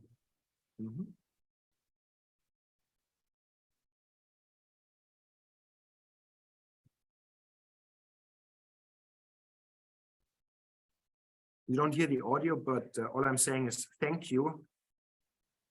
Thank you, amazing. And somehow the robot internally also has these gestures of giving thumbs up. So it then decides to give me a thumbs up because I say thank you, amazing. That was not planned. There's also temperature in the language model, so maybe something else happens next time. Yeah.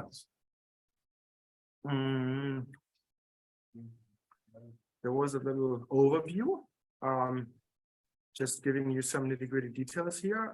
Weight we talked about before, 50 kilograms. There was a lot of emphasis on high power motors. So a third of the weight is motor only. This is kind of an insane ratio. That's kind of a system that is 10 times more power dense than a Tesla car.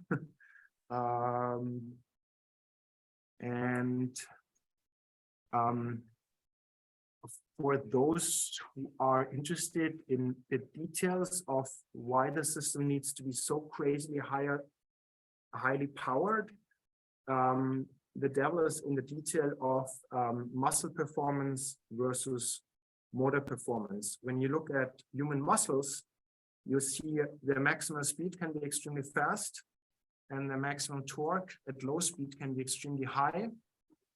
They're the red curve. And so the maximum power of this muscle, let's take as an example your biceps, because that's always a muscle we like to reference, would be about 200 watts. The maximum power here is the square, the red square in here. However, if you want to reach the maximum torque and the maximum speed with an electric motor, then you would choose a motor that has this blue curve. Motors just have a different torque speed curve, and it ends up you choose a motor that has around 1.5 kilowatts. So that's why it's so crazily overpowered. It's not meant to be superhuman, it's just meant to reach human performance. Yeah. Looking at your wattage, and even assuming that you only use 1/10 of that power on average, your battery isn't going to last very long. I mean, yeah, you can do the math on that one. You don't have 15 minutes of power that I can see. Maybe. I did the math very carefully, but we all also know that when we have epileptic seizures for a minute, we are kind of exhausted, or people who have it are exhausted afterwards. There's no way this robot uses 50 kilowatts in an instant. It is the summed up motor power. Actually, let me give you some numbers of what it is actually right now. So you saw the robot standing before and doing all its computations. And so it uses, when it's standing there and doing its computations and balancing, it uses 100 watts. And that's fun because that's exactly the same power we humans also need to just stand around. And it has a 1 kilowatt hour battery, so it can stand around for 10 hours like this. If you give it a hard work, it would be 300 watts. So when humans work hard, the best we can output on average for an hour or so is 300 watts over 3 hours. And so with the 1 kilowatt hour battery, the robot could work hard for 3 hours, give it a 10 kilogram backpack with 2 more kilowatt hours, and it can work for 10 hours straight. Those are the power numbers here. Pretty neat.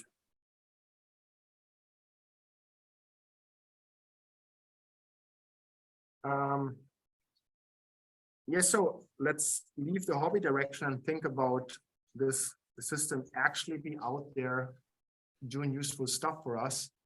Human labor is crazy cheap, $6 per hour, $7 per hour. So let's just say we would like to offer robotic labor for $3 per hour. If you work 2 shifts for 2 years at $3 per hour, all you're gonna earn is $40,000. So the bill of material of the system has to be around $10,000 only. And this was the target for the system. And I summed up the receipts for the 4,600 parts in the system, and it was $10,000. So I think it's the cheapest humanoid out there, not in a bad sense, but in a good sense. No. No? No, mine's $5,000, and I can do the same thing you can, but I'm moving away from electric motors because I feel the humanoids will never work with electric motors.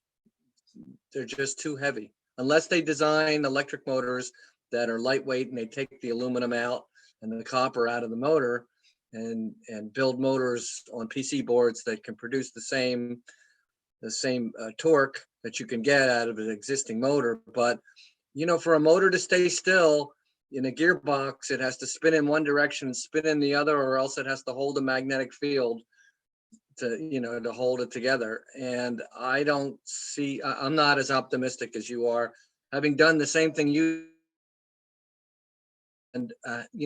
after 10 iterations and 10 failures, finally just gave up on electric motors. Daniel is speaking? Yes. Yeah, what are you using, Daniel? For electric motors? Yeah. So I just used, at the time, I used brushed DC motors, and they were very heavy.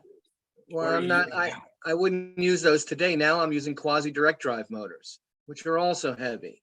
So if you work with the QDDs, you'll find that they're because of their 6-to-1 gear ratio of the planetary gear. They're extremely compliant. That's great, and they're very fast. But you know, they use power and they overheat too. And ultimately, when you need 20 degrees of freedom in a robot, and that's not even counting the hands, that's just, you know, on the feet and all the other joints that you have, it can get very heavy. And I just think that until artificial muscles come out, you know, that's why Tesla bot's struggling and you know, what's the new company out now that just came out of Figure. stealth? Figure, yeah. Yeah, Brett, what's his face? And so, you know, yeah. Red Edcock was his face. Yeah, exactly. So, you know, if Brett can build a robot for $10,000, you know, that can do everything and brush your teeth for you, I can't wait to see it. But for me right now, it looks like a way to, that seems to be the way of Silicon Valley that I couldn't believe when I moved here 20 years ago, which was basically write a concept on a napkin, get $5 million, $10 million and start building your prototype. And that's Red kind of Edcock what has Brett 100 is. million and Tesla is probably spending 15 million per month. Right, So, but and the big thing they're trying to do is to develop better actuators that, you know, are lighter and produce more torque and use less power.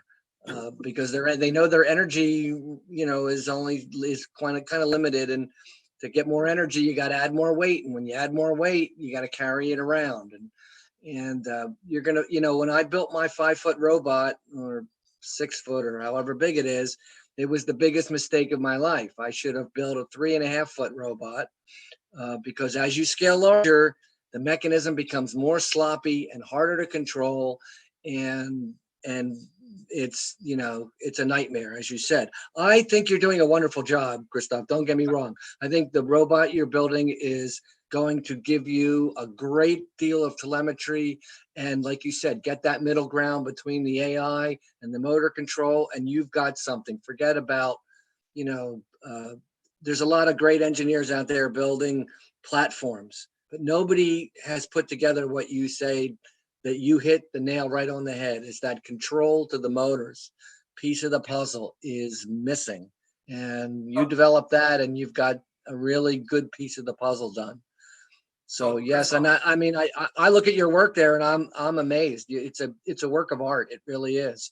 And it does a lot, but monetizing it, you're going to be in the same position that when Google bought you know, the Boston Dynamics and tried to monetize the Atlas and realized that it wasn't monetizable, and they sold it. And it may never be monetizable in its current form.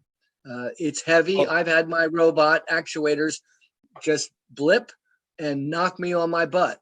And when 100 pounds knocks you on your butt, it hurts, especially you're a young guy. When you know, I'm 66.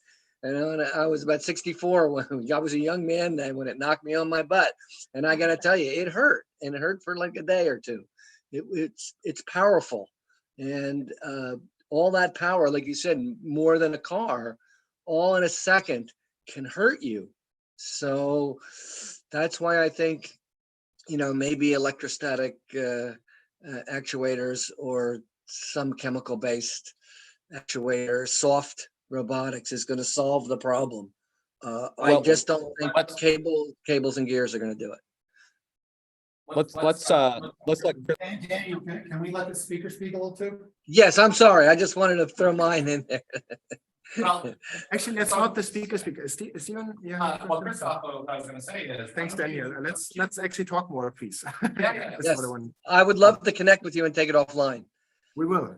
It's cool. Yeah. So why don't you take us through your actuator, and actually I would say that I think your actuator is pretty close to a quasi direct drive solution in a different form.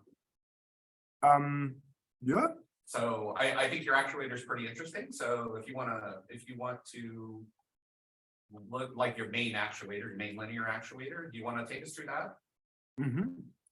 We can talk about this. I'm not sure. Maybe I have one more slide on this more. I'm not sure on the actuator. Let me see if I have a good picture of it. Chris? I was wondering, you have 25% for the motors, so that's $2,500. How many motors? 40. 40. So each motor is 50 on average. Yeah. So in mass production, this pie diagram is going to shift a lot because this huge yellow thing here is just the electronics, which are totally overpaid for now. But of course, assembly is going to come in. And so the pie size will stay similar, but the ratios will shift dramatically.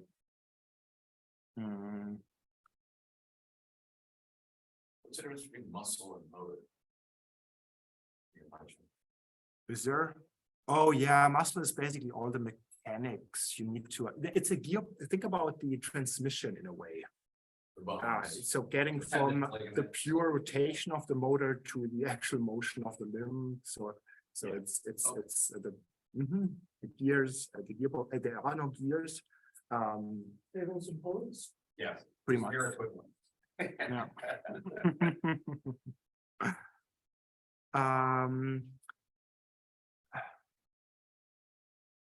So let me get some footing again here about the next steps, and I will definitely talk about the actuator.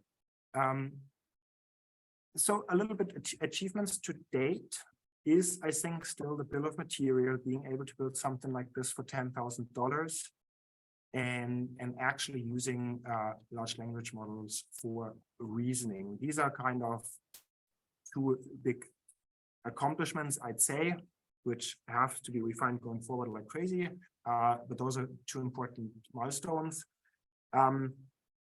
Let's actually chat quickly about, I already explained it hand wavy, what's happening between input and output. What is this black box between input and output of this robot? I explained it hand wavy. I just also wanted to show a quick diagram, how it works again, how it works and how it's built right now. So right now, basically a user command comes in, you have speech to text, and this is kind of weaved into the prompt for the language model, but then also vision comes in, and you could also see something like touch sensing is weaved in context, but it's all in text form, processed by the language model. And then the output is also in text form.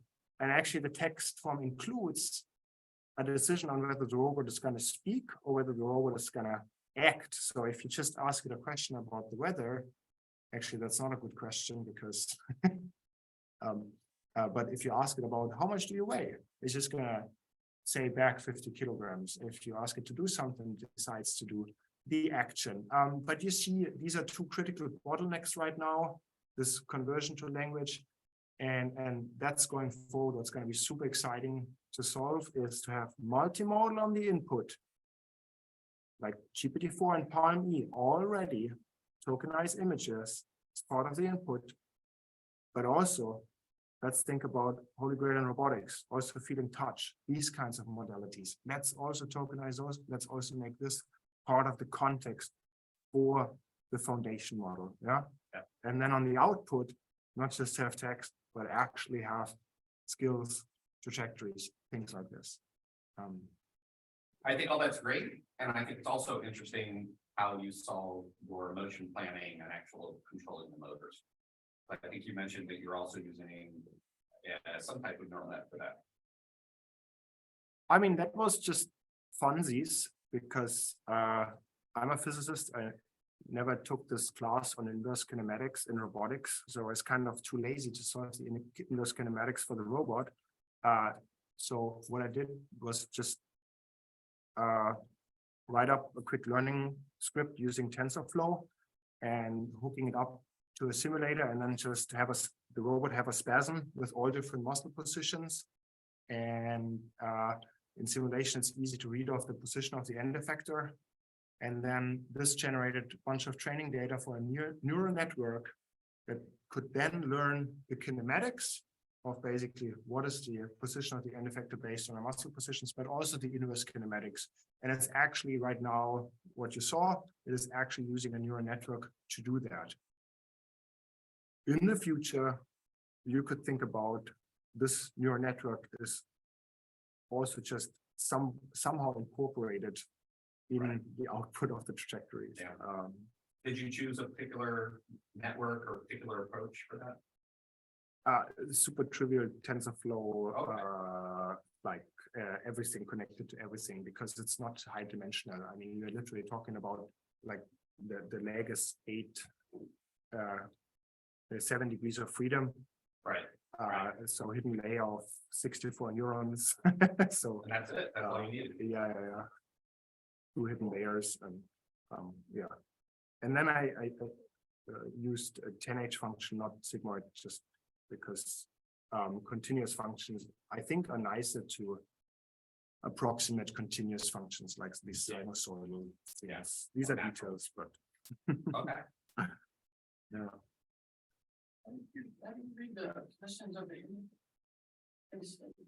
That was, so I did it in simulation to generate the training data, and there it's trivial to read it out. However, given that I showed you the robot has a vision system and a 3D vision system, it could literally also learn it on its own, just like a baby, if you will.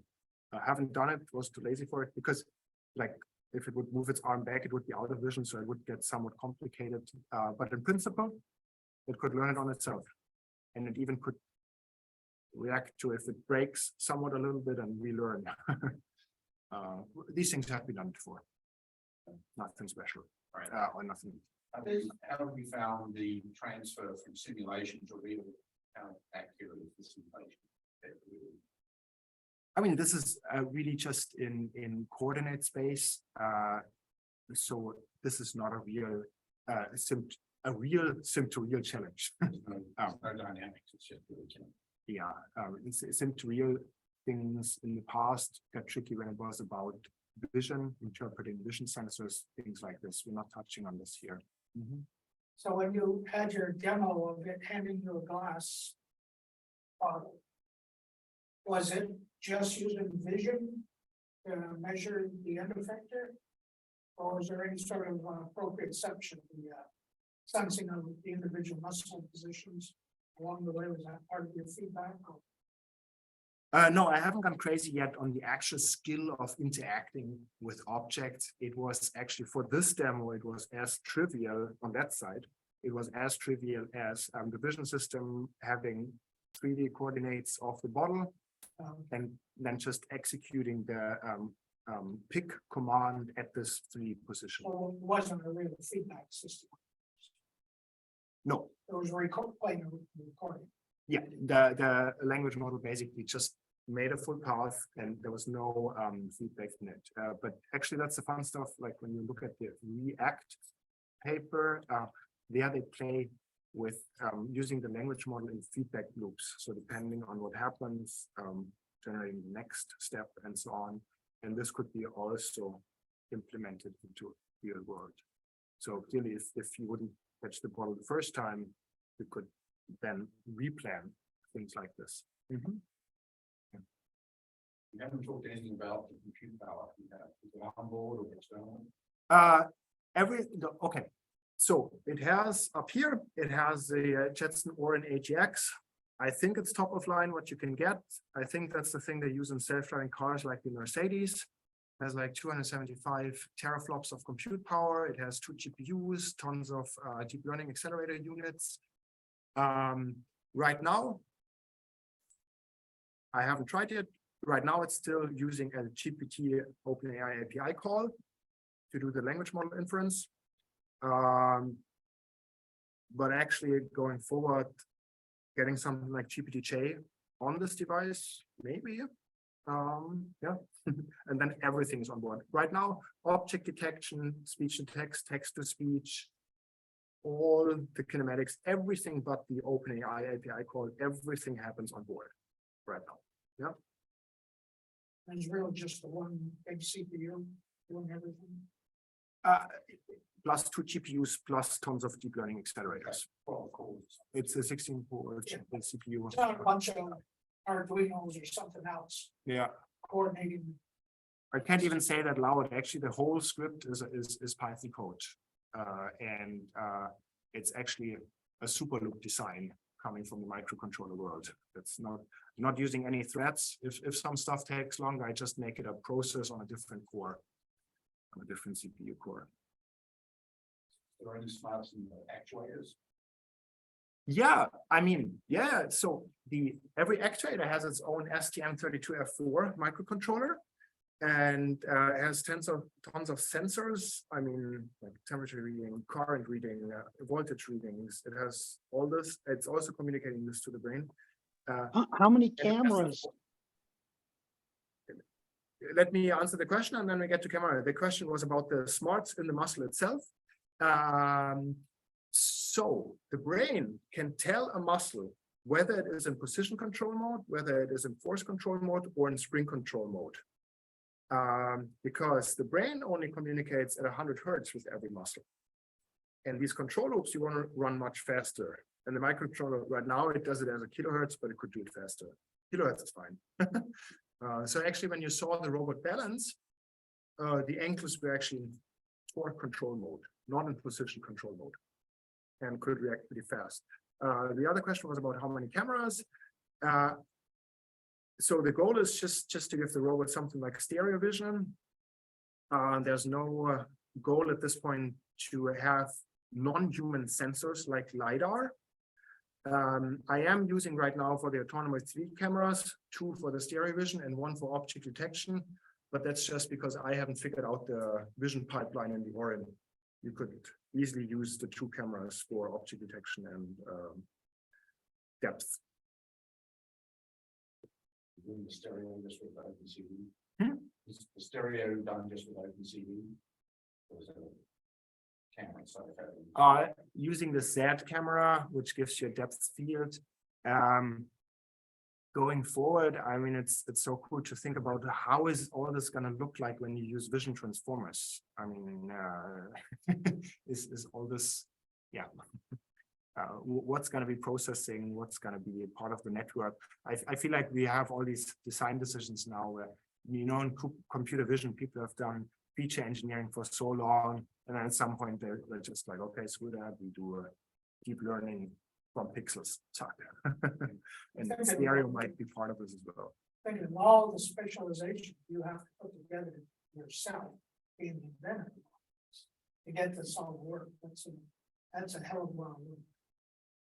Understand Orin, understand neural networks, understand physics, understand motor drivers.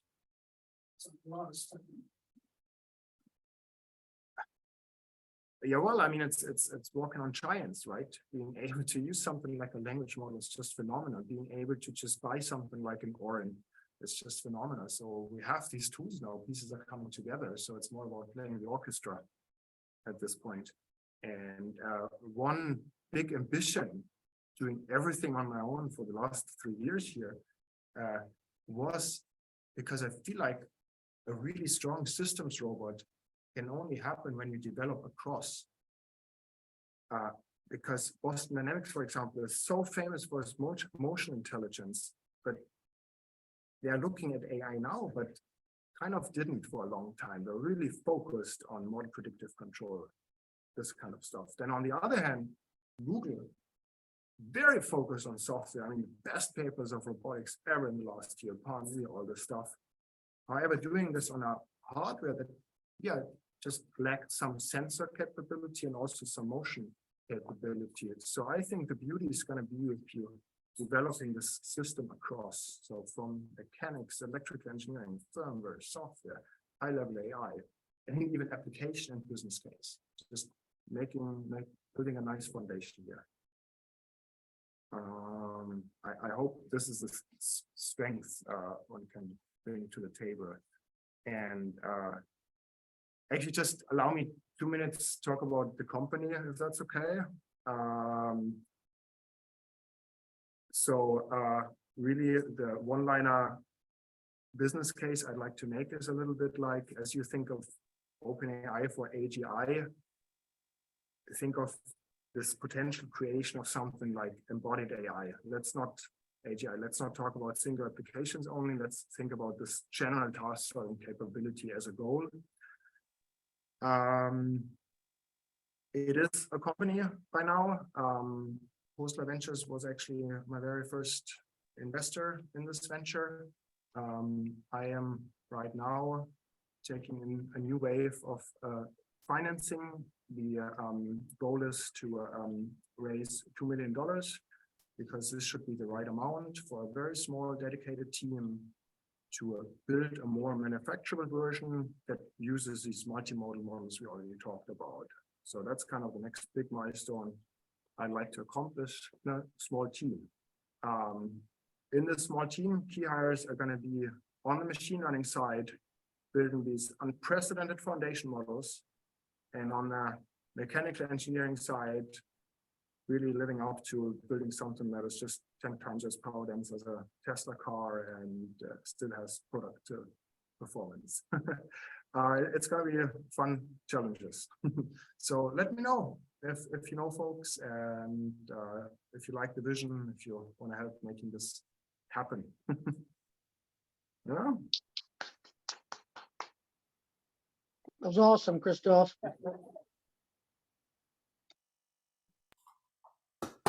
Yeah, that was actually just meant as a commercial break.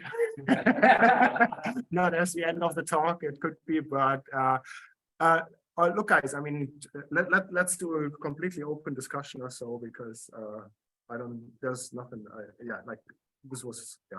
Well, do you have anything else on the actuator? You want to cover that, or you want to save that for later? I don't have a good slide now, so let me talk about it in words as good as possible. Okay. Exact question again, please. Well, I think it would be interesting to a lot of us if you would explain your main linear actuator. I think that you know, the way that works is pretty clever and it's pretty useful. I think the other interesting thing is just your one-dimensional joints, like your elbow joints, your knee joints. So that's a pretty clean, straightforward solution also. But really, it's that actuator, I think, is you use it in most places in your robot, and I think it's you know, it's a good solution. So I did this funny thing here where I have the background. Oh yeah, be an explosion chart. Got your wall explosion there. Let's just delete this because. Well, I have a picture of that too, if you really need it.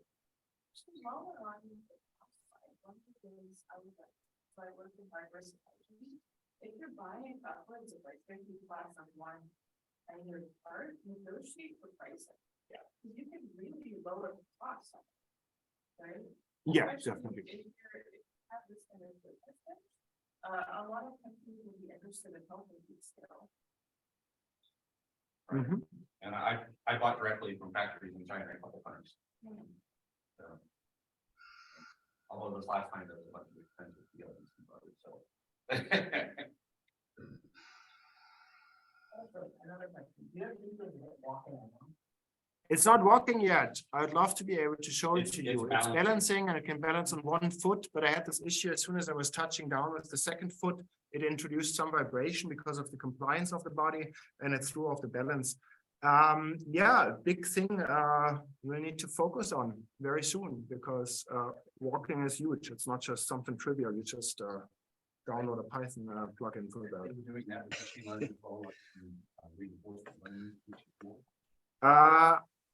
I feel like let's do it with more model predictive control method first. Yeah. Did you get your diagram? I've got a picture of your. Do you just want to throw it up because Yeah. I actually Let me do that. You don't have to fight it. Christoph, are you going to open source any of your designs? would love to. It's just when I think about the firmware of the microcontroller, I'm really not a coder, and it's almost an insult. And No, yeah, people will fix that. Like, you need to stop sharing before I can share. And I'm gonna have to plug the power pretty soon. I got a little bit.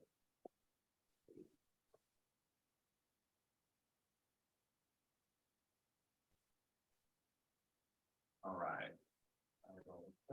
All right, you did take a picture of the explosion diagram. Yeah. Place. That's how my living room looks like. Yeah, it's awesome.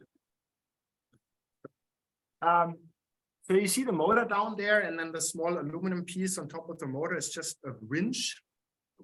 And The winch is, yeah, directly connected to the motor, so there's not a single gear or so.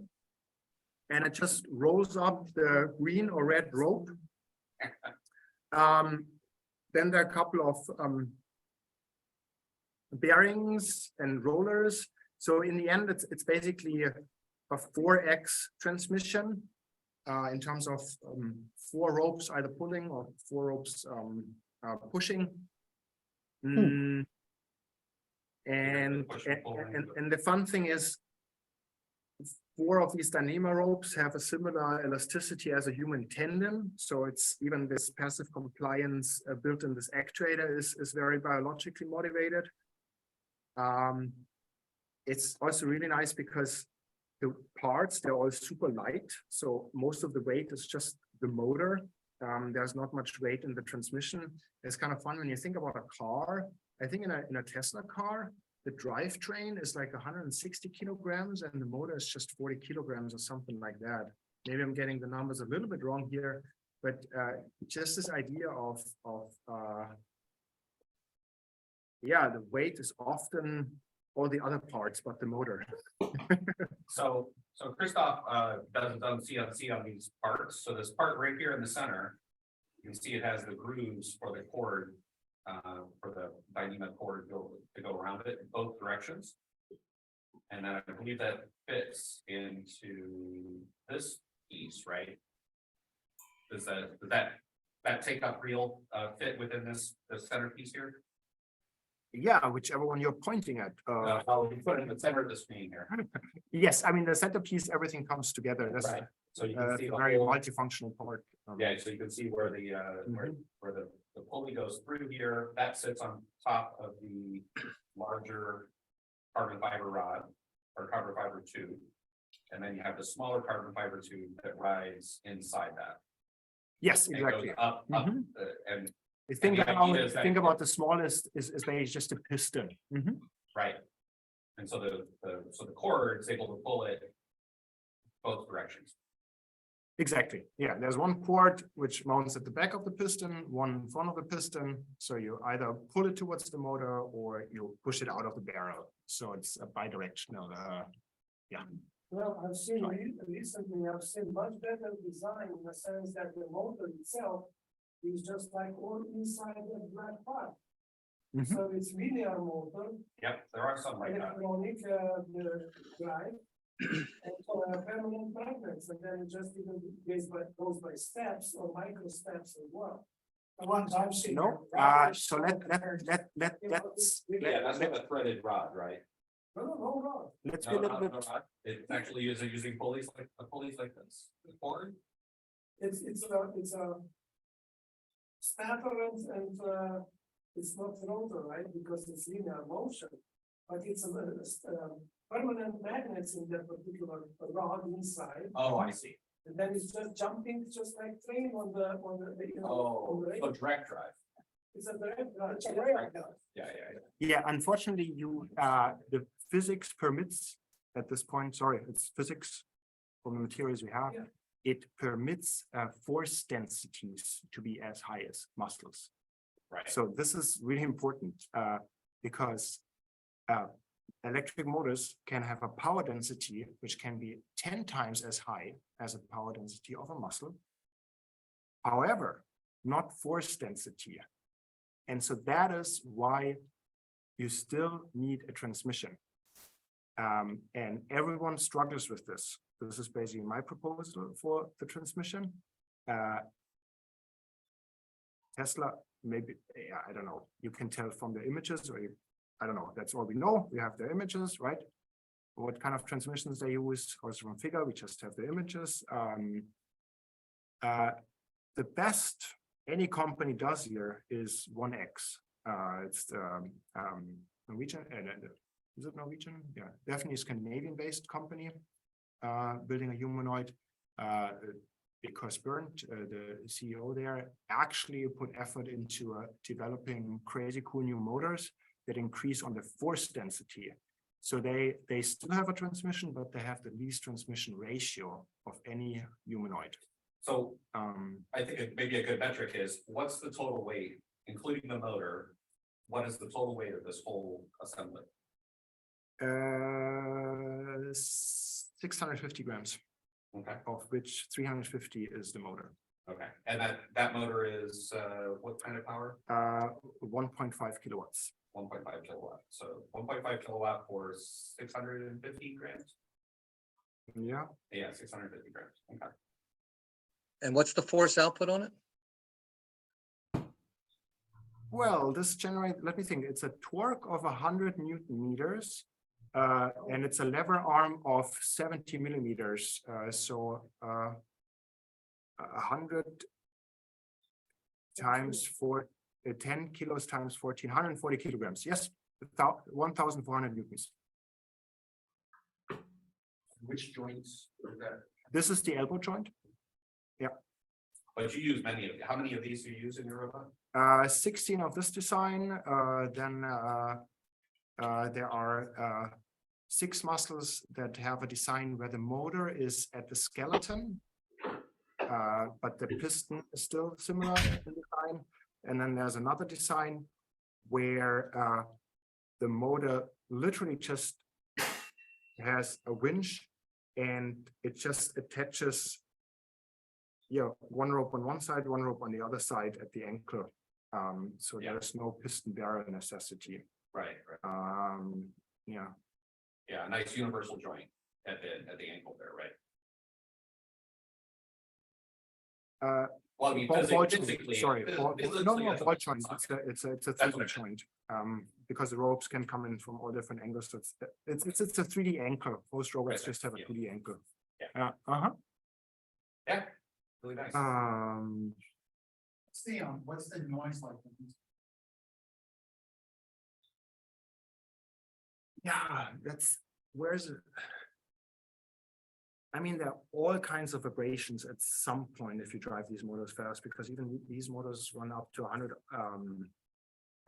per second, 100 revolutions per second, and so depending on also how much force, like you exert on the magnets, the barrel is just starting to shake, and then the bearing itself produces sound. It's a pretty tough question now. Where's the noise coming from? Then my rope may not wind up perfectly under the right angle. It may skip a little bit on the aluminum. This generates noise. But it is. What's it like to be? Oh, it's pretty quiet. Yeah. That's the technical answer we were looking. Yeah.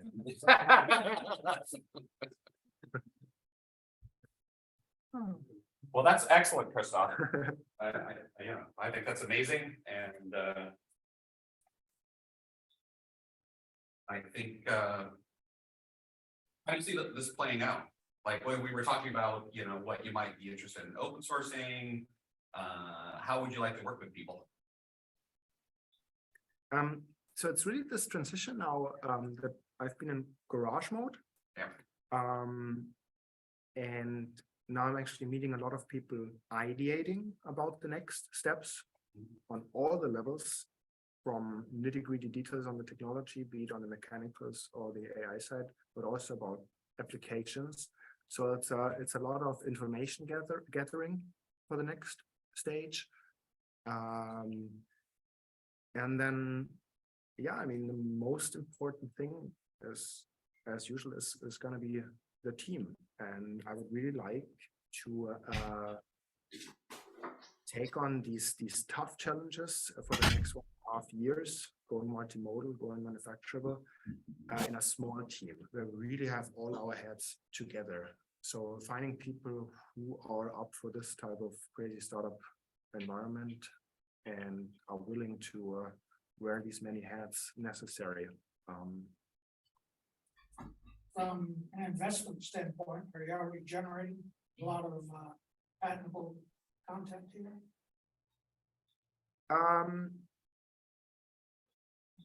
Yeah, I mean, look, patents, you gotta file them at some point to have your protection, but it's not something that I say that's thing that is the money. The money is actually building it right and actually making the use cases, and then just Yeah, I just gotta think that patents are gonna get in your way of realizing your dream. Like, yeah, there's kind of both. So I filed patents on some of my ideas. But once they're completely filed, I just want to be open and have that not slow anything down. Right. I want somebody else not to be able to take those ideas away and, you know. And I just think, and this is, with and without me, but I want everybody to use them, you know, so that's sort of my opinion. so the anecdotal story that I was given may not have any basis in fact. Was that when Microsoft wanted to stop generating OS, whatever it was for IBM, OS2 or something Yep, like that. OS2. IBM came in and said, here are applicable patents. We invented the proton. You will do as we said. Yeah. What was it? The iPhone violated 2,500 patents. Let's beat this. I haven't heard that. Yeah. It's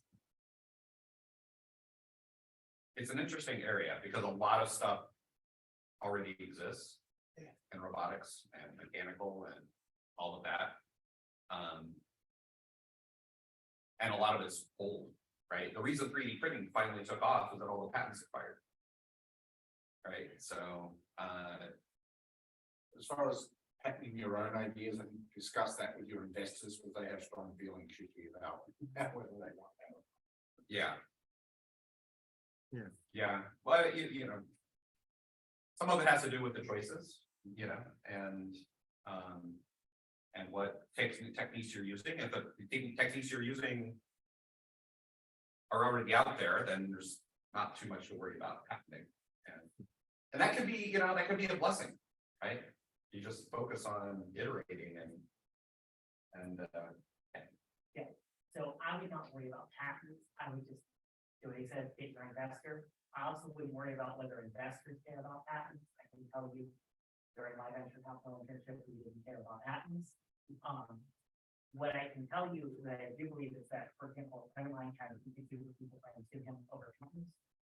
And he found some work from the Soviet Union on his product and said, there you go. So you can do that and hire someone who speaks other languages to do patent search in other languages. You can find something from like Soviet Research Center and there you go. So what's our, we want to validate your patent? it was the point of that was that they would invalidate a patent by finding it prior art. Yes, and there are so many, yeah, what I'm saying is there's so many mechanical devices work, so much prior art and stuff in, especially when you include Russian and other archives, that the chances of, I wouldn't worry about that. 99% of patents at least never make any money. And people waste a huge amount of money on it. And so, yeah, there's plenty of negatives there. You know, because I could do it myself, I went ahead and did it, but it's more to just put a stake in the ground, like maybe this is unique. I've never heard a story of an entrepreneur or a startup benefiting from that. Actually, Well, that is not correct. When I got my 3 patents, the immigration judge says, okay, these guys work for the. There you go. Like, you know, Google search patent, that's good value. But I never got money on that because some people are stupid, they don't understand what the patent is about. That's why your cards on the public consultation don't show you the display. Not in the value of the patent. That's the issue. Actually, visualcapitalism.com shows you countries, which countries are granted the most new patents. Okay, China 607,000, USA 280, and percentage wise. So China 38, USA 18, Japan 16, South Korea 10. All in all. Worth looking. I think it shows intellectual property, and I respect it, even though I use open source a lot, but I pay for it sometimes too. Sorry, I mentioned. I go back to focusing on team, and I go back to focusing on really at this early stage, finding the investors who are in for such a long game. And actually, this is something, since you asked where I need help, maybe someone of you knows a deep tech investor who could be a fit for something like this. Would love to chat, even if it's not exactly the right material. Just chatting would be nice. So Talk to me tomorrow. I'm in bootstrap mode for a while, but because I just escaped not that long ago from having a funded startup, so I'm enjoying bootstrapping, but still, you know, I think a lot of us would probably be happy to help in some way. Have you spoken to a circuit launch? I mean, as an accelerator or as an investor? Well, part of their business is Andrew's husband is an investor. Yeah. I haven't looked in detail into this one, but I checked out. They have quite some couple of cool projects. Yeah, because they are actually investors as well. Yeah, Yeah. I'll check it out. if you want, I'll go up there and we can talk to them sometime. So this week there was a meeting in Palo Alto area somewhere at the middle field in one church actually, when they were discussing, I mean, they were having this presentation for startups and people that finance and all, you know, this thing. It's pretty large too, I guess. I didn't even go there because gas was. Was it robotics related or just general startup? The general startups and, you know. Yeah. I didn't go there. So, Stephen, I think it's getting Yes. kind of late. Do you want to give a rapid comment or I guess Christoph first, do you want to give a wrap up? The wrap up is thank you so much for having me, and please reach out. Please reach out. Talk tech, talk shop. I love it. So thank you. I don't think people can hear me unless I'm over here, so I'm just gonna go. in front of the mic. They want to see you in. Oh, wow, I don't know about that. Don't forget the goodies box for people too. Oh, yeah, we have a goodies box here, so we'll go through that in a moment. You're good. Oh, yeah, we'll pull up Luna there for a minute. So, yeah, thank you very much, Christoph. I think that's amazing. I think your robot, what you put together, what you've accomplished, I think is what quite a few of us imagined accomplishing in the last several years. So, you know, kudos to you. It's we're amazed and has been fun. And in only the best way, jealous, you know. Thanks for sharing. Yeah. Really knowledgeable information. And I think, you know, when you guys get to see it in person, it's pretty impressive. I think, you know, everything you look at, you're like, pretty nice. That's really good. So, you know, I have my own ideas. We all have our own ideas. I think, you know, just kind of somehow evolving all of this together, I think is going to be really wonderful and interesting. So, you know, I can't wait till we figure out a path that's interesting to all of us. So thank you very much, Christoph. It's amazing. So Lots of back to camp. yes, back to camp.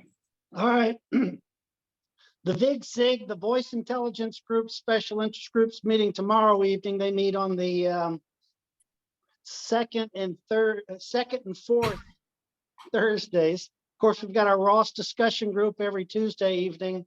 An HBRC business meeting on May 3rd is where we discuss the business of the HBRC in particular presentations. Thank you, everybody, for showing up. Christoph, thank you very much for sharing Mona with us. We're looking forward to progress on that. Thank you very much. We'll see you guys on May 3rd, if not before, and I hereby close this meeting. I